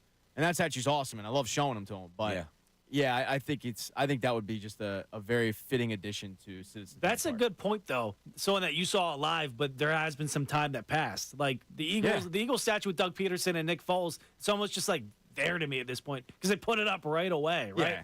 It wasn't a special moment where they unveiled it or anything like that a couple years later. It was just there right away. Right. I'd be able to appreciate it later on if 5 years, 10 years down the road, then they unveil it. And also, that was their stadium. Like they ushered in that stadium. They opened it. I mean, it was, Jimmy Rollins is there, game one, and Chase Utley came, I think, a year later. So it's like that was the house that Jimmy built in a lot of ways because Ryan Howard wasn't there. And Jim Tomey, you can make the argument, obviously, but, like, he was a free agent. Yeah, they brought him in for that. Yeah. Jimmy Rollins was the exciting young addition, that young homegrown piece at a time that we didn't really have a lot of it. I mean, nobody was pumped about Marlon Byrd after that, initial run in his rookie year. Like, there wasn't a lot of homegrown talent. A lot of the homegrown talent they traded away, like a Scott Rowland previous years.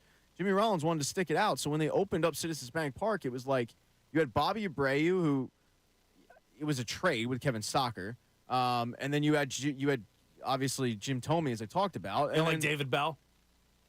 No, man, I didn't like David Bell at all. But like Kevin Millwood, there's names, but most of them were brought in, and they weren't built up from a farm system. And at the time, Pat Burrell, that was the other one. I mean, it was like Pat and Jimmy were like the two guys, like, okay, they're homegrown. And other than that, like, you're reaching to go like, all right, I'm pumped about a Randy Wolf start. So, that was the house I feel like the J-Roll built. No statues of Randy Wolf. I'll agree with you on that one. I think we're missing one, the most obvious. If we're building a statue of past player, Brian Dawkins. Yeah. I mean, Hall of Famer. If you could do a statue of him with 1 foot in the air, flexing, coming out of the tunnel. That'd be awesome. I think that would be, the most cool. Dawkins is somebody that we've been lucky enough to meet a few times. And you guys have known me long enough. Like, I don't really get starstruck. And I still get every morning when you see Brendan, you do. Yeah, it's getting awkward. It I had to bring it to the forefront. I can't. It's the peak physical condition that gets me every morning. But Dawkins is someone that, like, I still, anytime I'm around him, I am terrified. Is that right? You don't want to say something stupid, so I just sit back. And the last time we were in his presence, I guess, was his golf outing. Yeah.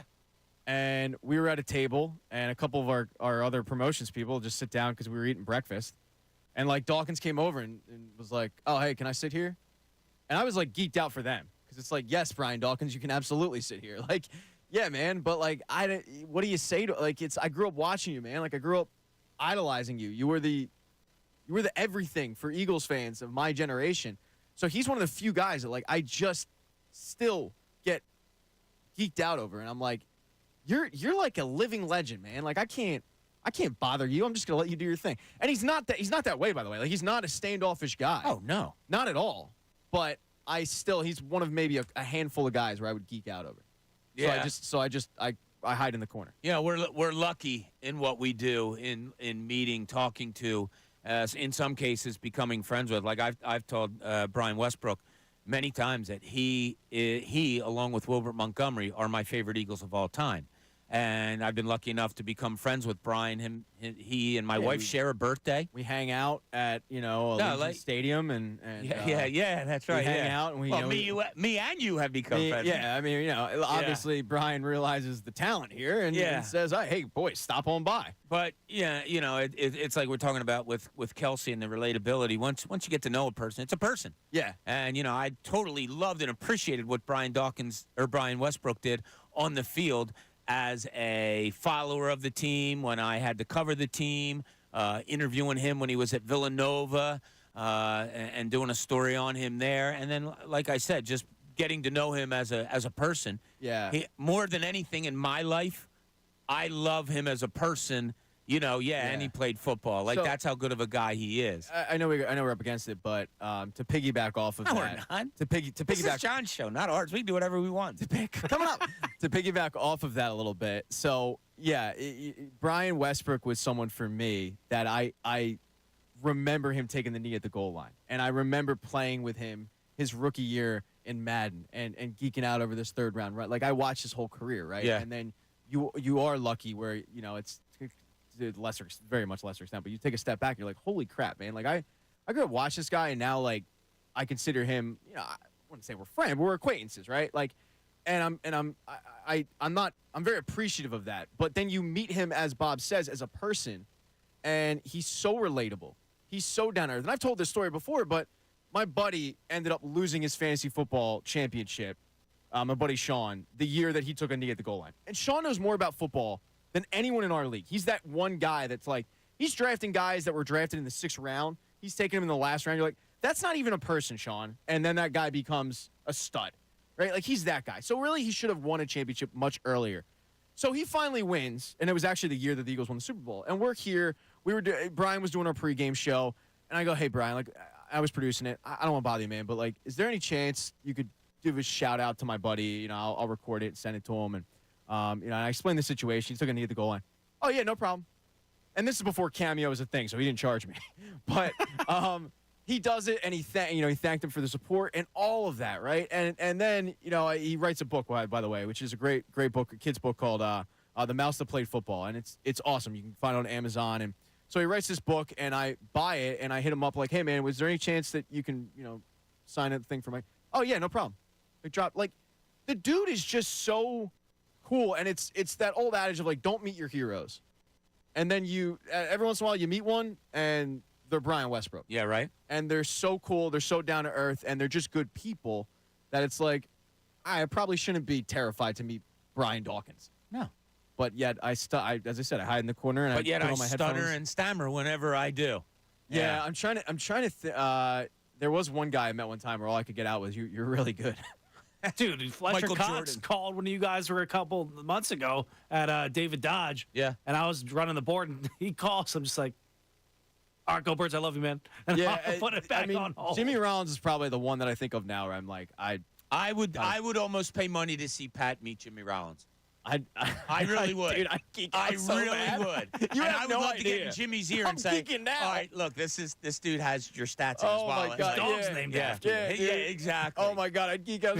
I'm cheesing right now. All right, now we are up against the Yeah, Pats. so whatever, shut Brett, up. go ahead, take it All from right, me. this is the John Kincade Show here at 97.5 The Fanatic. When we get back, couple of things. One, I do want to hit on the Sixers. Moving forward, where are we right now? Where could they be moving forward? Also, Pat stirred my thinking a little bit earlier about Howie Roseman when he mentioned a topic, hit a great spot on it, and now I think it might come back into play also. So we'll talk about those two things. Andrew, hold on. We'll talk to you about your statue idea when we get back. If you have a statue idea, 610-632-0975. This is the John Kincade Show here, 97.5 The Fanatic. Fanatic Sports Update. Kelsey is hanging them up. I'm Brendan.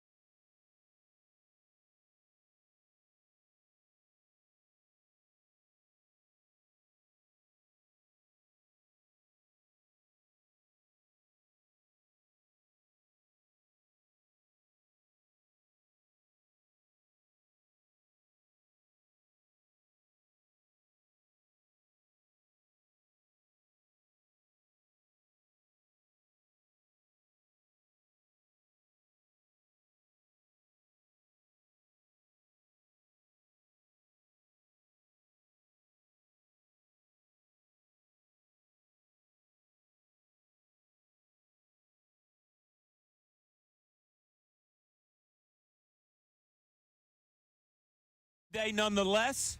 Glad you joined us here on the John Kincade Show as we plugged through the worst day of the week, Tuesday. But you got to do what you got to do on the heels of a phenomenal press conference by Jason Kelsey. It's funny, I was talking to Jen Fred earlier from Fox 29. She said when she heard, so we can do full disclosure now. Yesterday, the Eagles sent out a email to media members saying Jason Kelsey will be speaking at 1 o'clock, not to be reported, but he will not be taking questions. So my first thought was, wow, this is going to be a long one. I thought exactly the way it was going to play out. He was going to get up there and talk for a while. Jen Fred thought that he was going to go there and say, thank you, guys. Yeah, I'm out. I'm retiring. And that was it. So did you I think she's in the minority there. I think pretty much everybody. I thought we got exactly what I was expecting to get. That, I would think no less than him going up there crying, thanking everybody that ever meant anything to him, and then calling it a career. That's what I expected. Yeah, I think we're probably in the majority. Pat, you there with that? Are you there? Are you here, Pat? I'm here. Oh, okay. Hey, there guys. What's going on? Yeah, I agree. Yeah. All right, so a couple of things on our subjects today. A couple of tweets come in about relatable, not relatable guys. Not relatable. Former Eagles coach. Oh, Chip Kelly. Chip Kelly. Yeah. He's up there. You know what? And like, I feel like in this city, we do make an attempt. We make an effort to like a guy that we probably know deep down we don't really vibe with. And Chip Kelly was that, because my God, the amount of money that Crossing Broad made off of shirts that said big people beat up little people and culture's more important than scheme and all that. Like, we just lapped that up and we loved it. Even though we knew, like, this guy's really not probably our cup of tea. And then all of a sudden, and this is a good example of that, as soon as things start going south, you're like, F this guy, I don't like him. And that was Chip Kelly, where it's like, all right, yeah, you better win. Like, I wonder if Sam Hinkie was trending towards that, because he's not relatable either. Like, people agreed with his plan up front. If they got sick and tired of it, we never got to see that play out. I think Sam Hinkie would have been a dislikable character as well. I'll tell you, I don't think so, man. He and I had that conversation so many times. He would call and just be like, hey, how do you think I might handle something? Not that he was looking for me for advice, but just like kind of like, I haven't announced how do you, and I kept saying, Sam, you're really good when we just sit and talk. Go on one of the radio stations. I had no, I said 97.5. I said, go on 97.5. Go on with Pat Egan. But he had a story to tell. He was more relatable than he was letting on, but he just didn't care about it. And he didn't care as far as, not that he didn't care for the fans. He didn't care what the fans thought of what his thinking was exactly. But it also went further. I mean, agents couldn't relate to him. Agents hated him. People that worked with him couldn't relate to him. He was different. Like, I always liked the plan, but I always thought he was, like, weird in a way. Like, a nerd out there putting together a basketball team that never picked up a basketball in my mind. I think that's the way I looked at it. Yeah, I mean, but I feel like it's the wrong way to look, because Daryl Morey's the same way. Like, Daryl Morey never didn't play basketball at a high level. And I'm growing sick of him. No, I know, but my point is, like, we use that as an excuse, not realizing how common I feel like that is. That's fair. I mean, Howie Roseman probably. Yeah, I mean, I saw him throw a football. He looked like a squid. I feel like the NHL is probably. I feel like the NHL is the one area where it's more common to have guys in the front office that played, whereas with all the other leagues, it's probably somebody like a Dave Dombrowski, who like didn't really play at a high level. I mean, I think Pat Gillick played at like Yale, but I mean, for the most part, yeah, there aren't that. But at least they give off a little bit of. Well, and that's they know what they're talking about. Sam Hinkie never gave that off. So, the reason I say I think that Sam Hinkie would have been fine is because he was a beacon for a lot of fans when it came to the process. Like, I myself, and I'm only speaking for myself here, but for years I said, look, the NBA, if you get mired in mediocrity, you're cooked. I mean, you got to hope to God that you throw a dart at a board, hit luckily on like a Kawhi Leonard at, 17, 18, whatever he was drafted. You got to hope that happens. And if it doesn't, it's going to be a long decade of you making mediocre draft picks and, spending your money on wisely. Why doesn't some team just lose on purpose? And then Boston does it. Everyone forgets the Celtics did it. They lost on purpose. They used those draft picks to go get Kevin Garnett and Ray Allen and all them. And then they ended up becoming a dynasty. And when Sam Hinkie came in, he just didn't hide from it, which I honestly appreciated. I like the fact that it was like, look, this is what we're doing. Like it or don't, but this is what the plan is.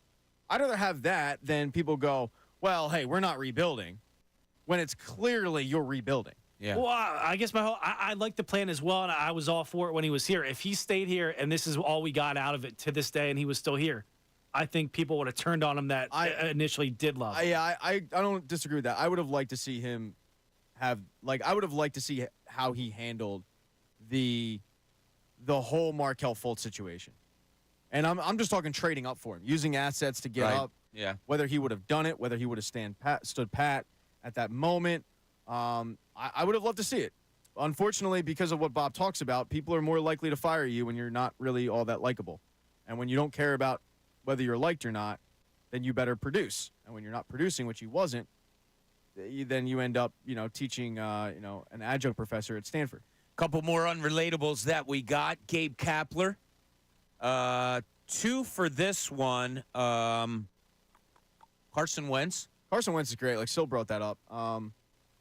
And Carson's kind of that Chip Kelly thing where, like, we want to like you. We want to latch on you, even though we know deep down, like, I couldn't hang out with you. But Carson Wentz is a great example of that, of, like, I'd never been hunting. Yeah, I wanted to like the guy so much. I wanted to relate to him, but he's my all-time most hated Philadelphia sports figure of all time. I despise that guy. Just the way he went out. Because I loved him. I wanted to love him, and I thought he was that guy that was going to save the city, be the quarterback of the franchise for the first time in my life since McNabb, take us to the Super Bowl. And then he just went out like such a weasel, like crying. I can't hate him. I don't like him. And I think more people are like you, but I can't hate Carson Wentz because of... I find him more unlikable than Ben Simmons. Really? No, I find Ben Simmons more unlikable. I find Carson Wentz more unlikable. We got a name on here that'll shock all of you guys. Chase Utley. Who said Chase Utley? Let me guess. Somebody that tweeted in. Oh, no, okay. they said, likable but not relatable. But Utley was different. I mean, I was in the locker room a few times when we had to do interviews with him. He was, he wasn't the kind of guy that you think, he knew who he was. But he ran hard, so people liked him a lot. Yeah, exactly, right? Yeah, it was Chase Utley was the guy that when you bring your 10-year-old to the ballpark, you go, watch him. And people love that. Yeah, and there's nothing wrong with that. No, nothing at all. Andrew in South Philly has a statue idea. What's up, Andrew? How you doing today? How you doing, guys? Good. What's going on? So I had an idea for the statue. All right, what do you got? Talking about it. Well, I was thinking, let's go old school and tie everything together. So you get Reggie, you get Dawkins, and you get Westbrook, and then you get Kelsey, all sitting together, on the bench where everybody's just trying to have their conversations like they do. So you have all of the greatest just trying to figure things out, and they figure it out. But you have you have all the greats just sitting there pondering, almost like, you put the hand on the chin. But they're all just trying to figure it out, and then they do it. But you put all the greatest together, and they sit outside of the field, and they figure it out. I like the idea. Thanks, Andrew. I don't know about the company you're keeping there, though. I mean, you're talking some Hall of Famers, some not Hall of Famers. Where do you differentiate a Brian Westbrook from a LaShawn McCoy, from this, from that, from and the not other? Everybody should get a statue because that's what makes statues special, and right? You get a statue, and you get a statue. At that point, it kind of defeats the purpose. Like, it's supposed to be reserved for the all-time greats of the all-time greats, not just the average guy who was great for an era. Yeah. All right, you got 76ers action tonight here on 97.5 The Fanatic. 7:30, they're going to be at the Brooklyn Nets. Sixers have won 2 in a row. During that time, Patrick, your Cardinal Doherty friend, Kyle Lowry, has played more than 34 minutes a game. The team's numbers have been incredible with him in the starting lineup without Joel Embiid, averaging over 120 a game. Their shooting's been real good. Their assist-to-shot-making ratio has been and it's one of my favorite stats. Brendan, you haven't been around as long as Pat has, but he knows how much I bring that up after a game, seeing 30 assists on 42 field goals. Love that. Ball movement. Exactly. It means it's happening. So that's gone on since Kyle Lowry's been put into the starting lineup. Is it a coincidence? Is it the talk from Joel Embiid? But what is it with Tobias Harris that he's played really well the last 2 games? What do you see coming up with this team? Have they found something? So boom, here's your identity, or is that kind of an anomaly? Those 2 games that just happened. I lean more towards an anomaly because the 1 game's against Charlotte. Charlotte's horrible. They're a joke of a franchise. Dallas on the road was a good win. I mean, anytime you win on the road when you don't have Embiid, it's a good win. I would like to sit here and go, yeah, no, I think they found something. I also don't want to be coming in tomorrow and going, there you go, that's what it is. And I fear that that's what is more likely to happen. Because do I think that Tobias Harris all of a sudden has been unlocked and he's going to, drop 25 plus? No, not really. And that's because more times than not, I've seen him come up short. So I would love for him to go out there and be aggressive and, put up 28, 30. They need him to do that to win. But I refuse to be Charlie Brown looking at a football being held by Lucy. And I feel like that's what I'd be doing after a 2-game stint of watching good Toby when I watched a month of bad Toby. That has to be what's going to happen. Right? I mean, I agree with you. Tobias Harris all of a sudden knows how to score, 25 to 28 points a night because why? Joel Embiid talked to him and Kyle Lowry's in the starting lineup? It has to be an anomaly. But can it be, instead of saying like, oh, well, watch, tonight he scores 17 and can it be more the norm, though? But, if you score 17, but Kyle Lowry's facilitating and finding other open guys, I don't care. At this point, I just want wins.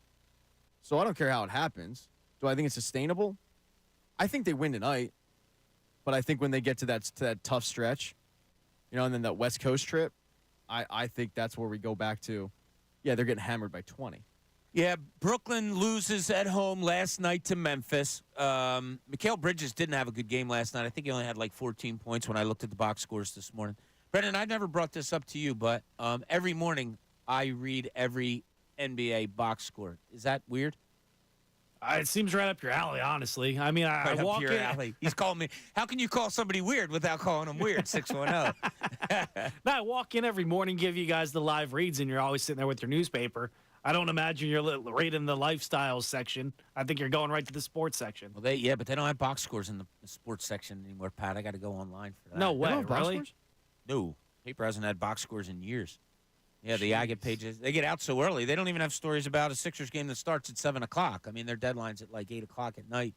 So, yeah, it's not the newspapers we grew up with. Yeah, Pat. I used to like getting my dad's newspapers on the Sunday and looking at box scores. So it's kind of disappointing, but I guess it's on me for not getting them. My dad used to get so mad at me if Why? I forgot to bring the paper home.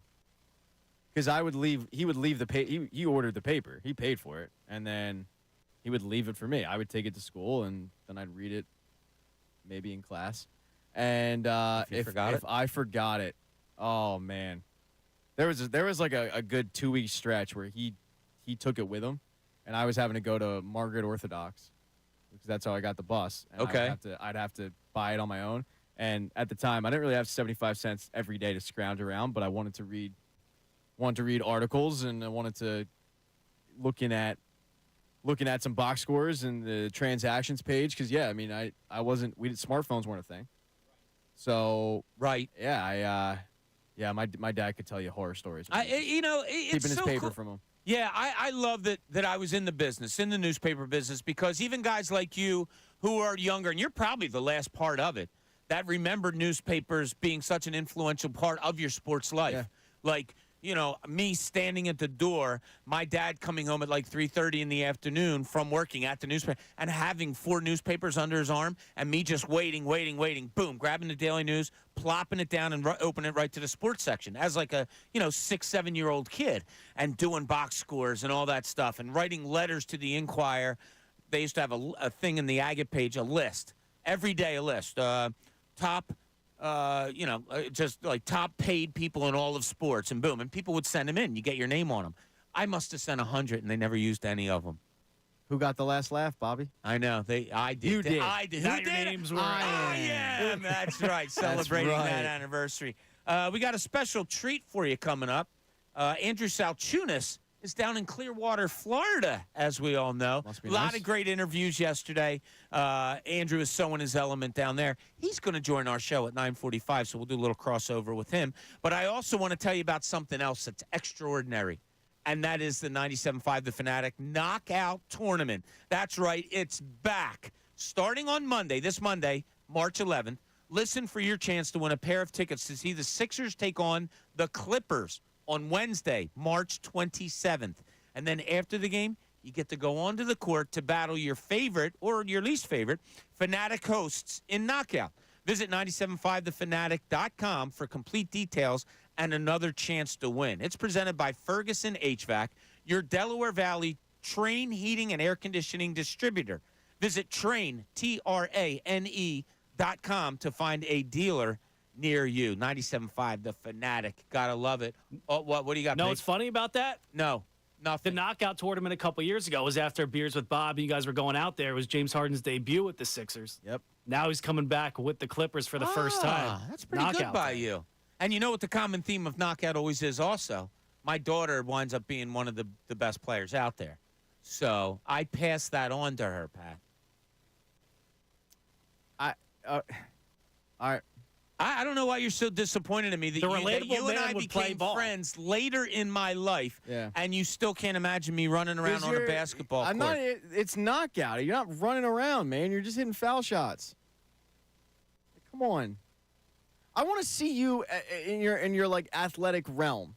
And the problem is, I see you here, and you're fine with throwing footballs, and you're playing shuffleboard, and then it's like the one sport that I heard, the legendary, like we talked about relatable athletes. I'll tell you the most relatable athlete in the area that doesn't get mentioned enough. It's a point guard from Camden Catholic. Kyle Cooney? It's another. It was Bob Cooney, Oh. and he's a very relatable guy. But I think I want was a to point guard. see him show out. And if my 5'3" ass is out there balling so hard, and making people cry, I want to see you do it. And then people want to see you do it. It's not just for me, man. It's I for the don't think people. they do. I don't think They so. do. They've heard about it. Guess who doesn't want to see him do it?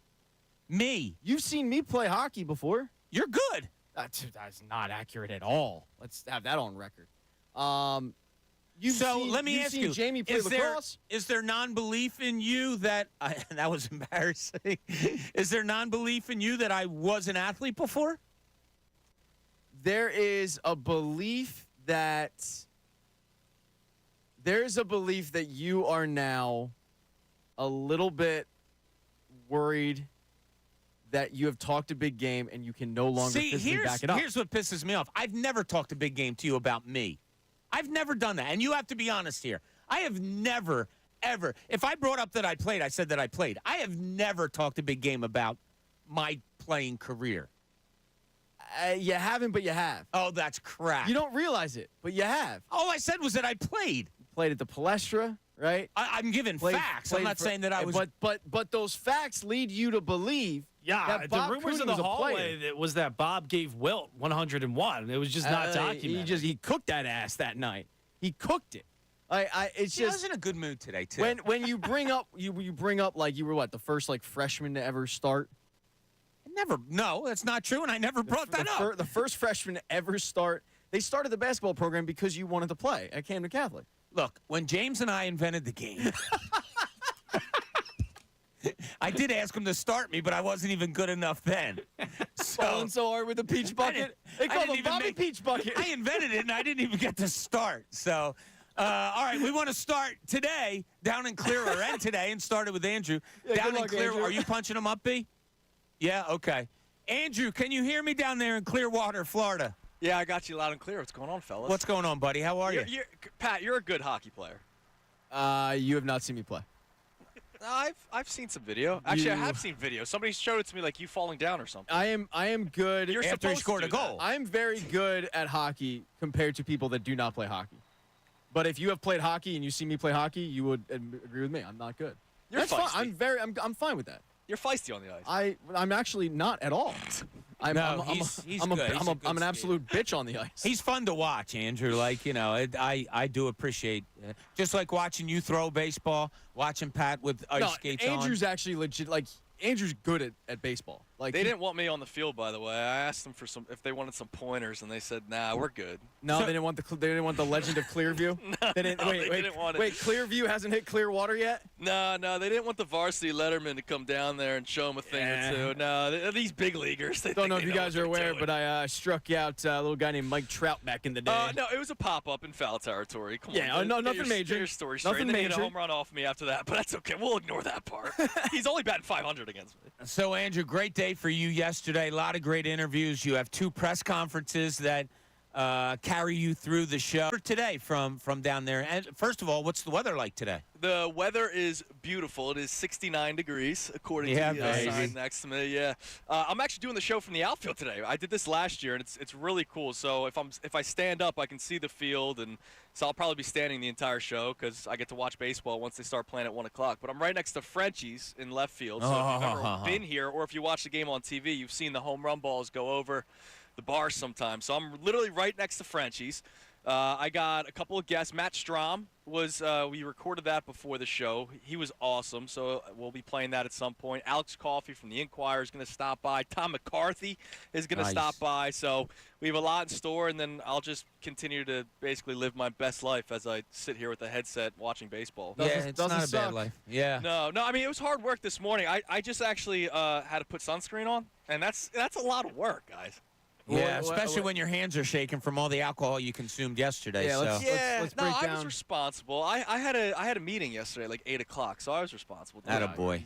He's an SPS man. I did. He went out for a dinner meeting last night. Yeah, Proud actually, of him. it He's ended all up just grown being- up. Ended up just being at a bar, so I still had a good time. An Don't even worry. better meeting. So Yeah. Andrew, just your reaction to the 2 big things that happened yesterday. Obviously, first, we'll hit Jason Kelsey first. What was your thought on that whole presser and how it all played out yesterday? Oh, it was emotional, right? Like I'm sitting there where I'm listening to the entire thing, and every once in a while I remember like Tom Alver was back in the studio. I was like, dude, I think you need to pod me up because I need to chime in here every once in a while just to say that we're still in the air because he was breaking down so much. But that's what I expected, right? He's such an emotional guy even when he is playing. We've seen videos of him, crying when he's been addressing the team before Super Bowls before. So I didn't expect much different, and it's incredible. I mean, he is such a well thought out guy. I mean, that entire press conference, I would say speech, but that entire press conference was so well thought out. How he thanked so many people and fine details of everything. I mean, when he got into Andy Reid's son,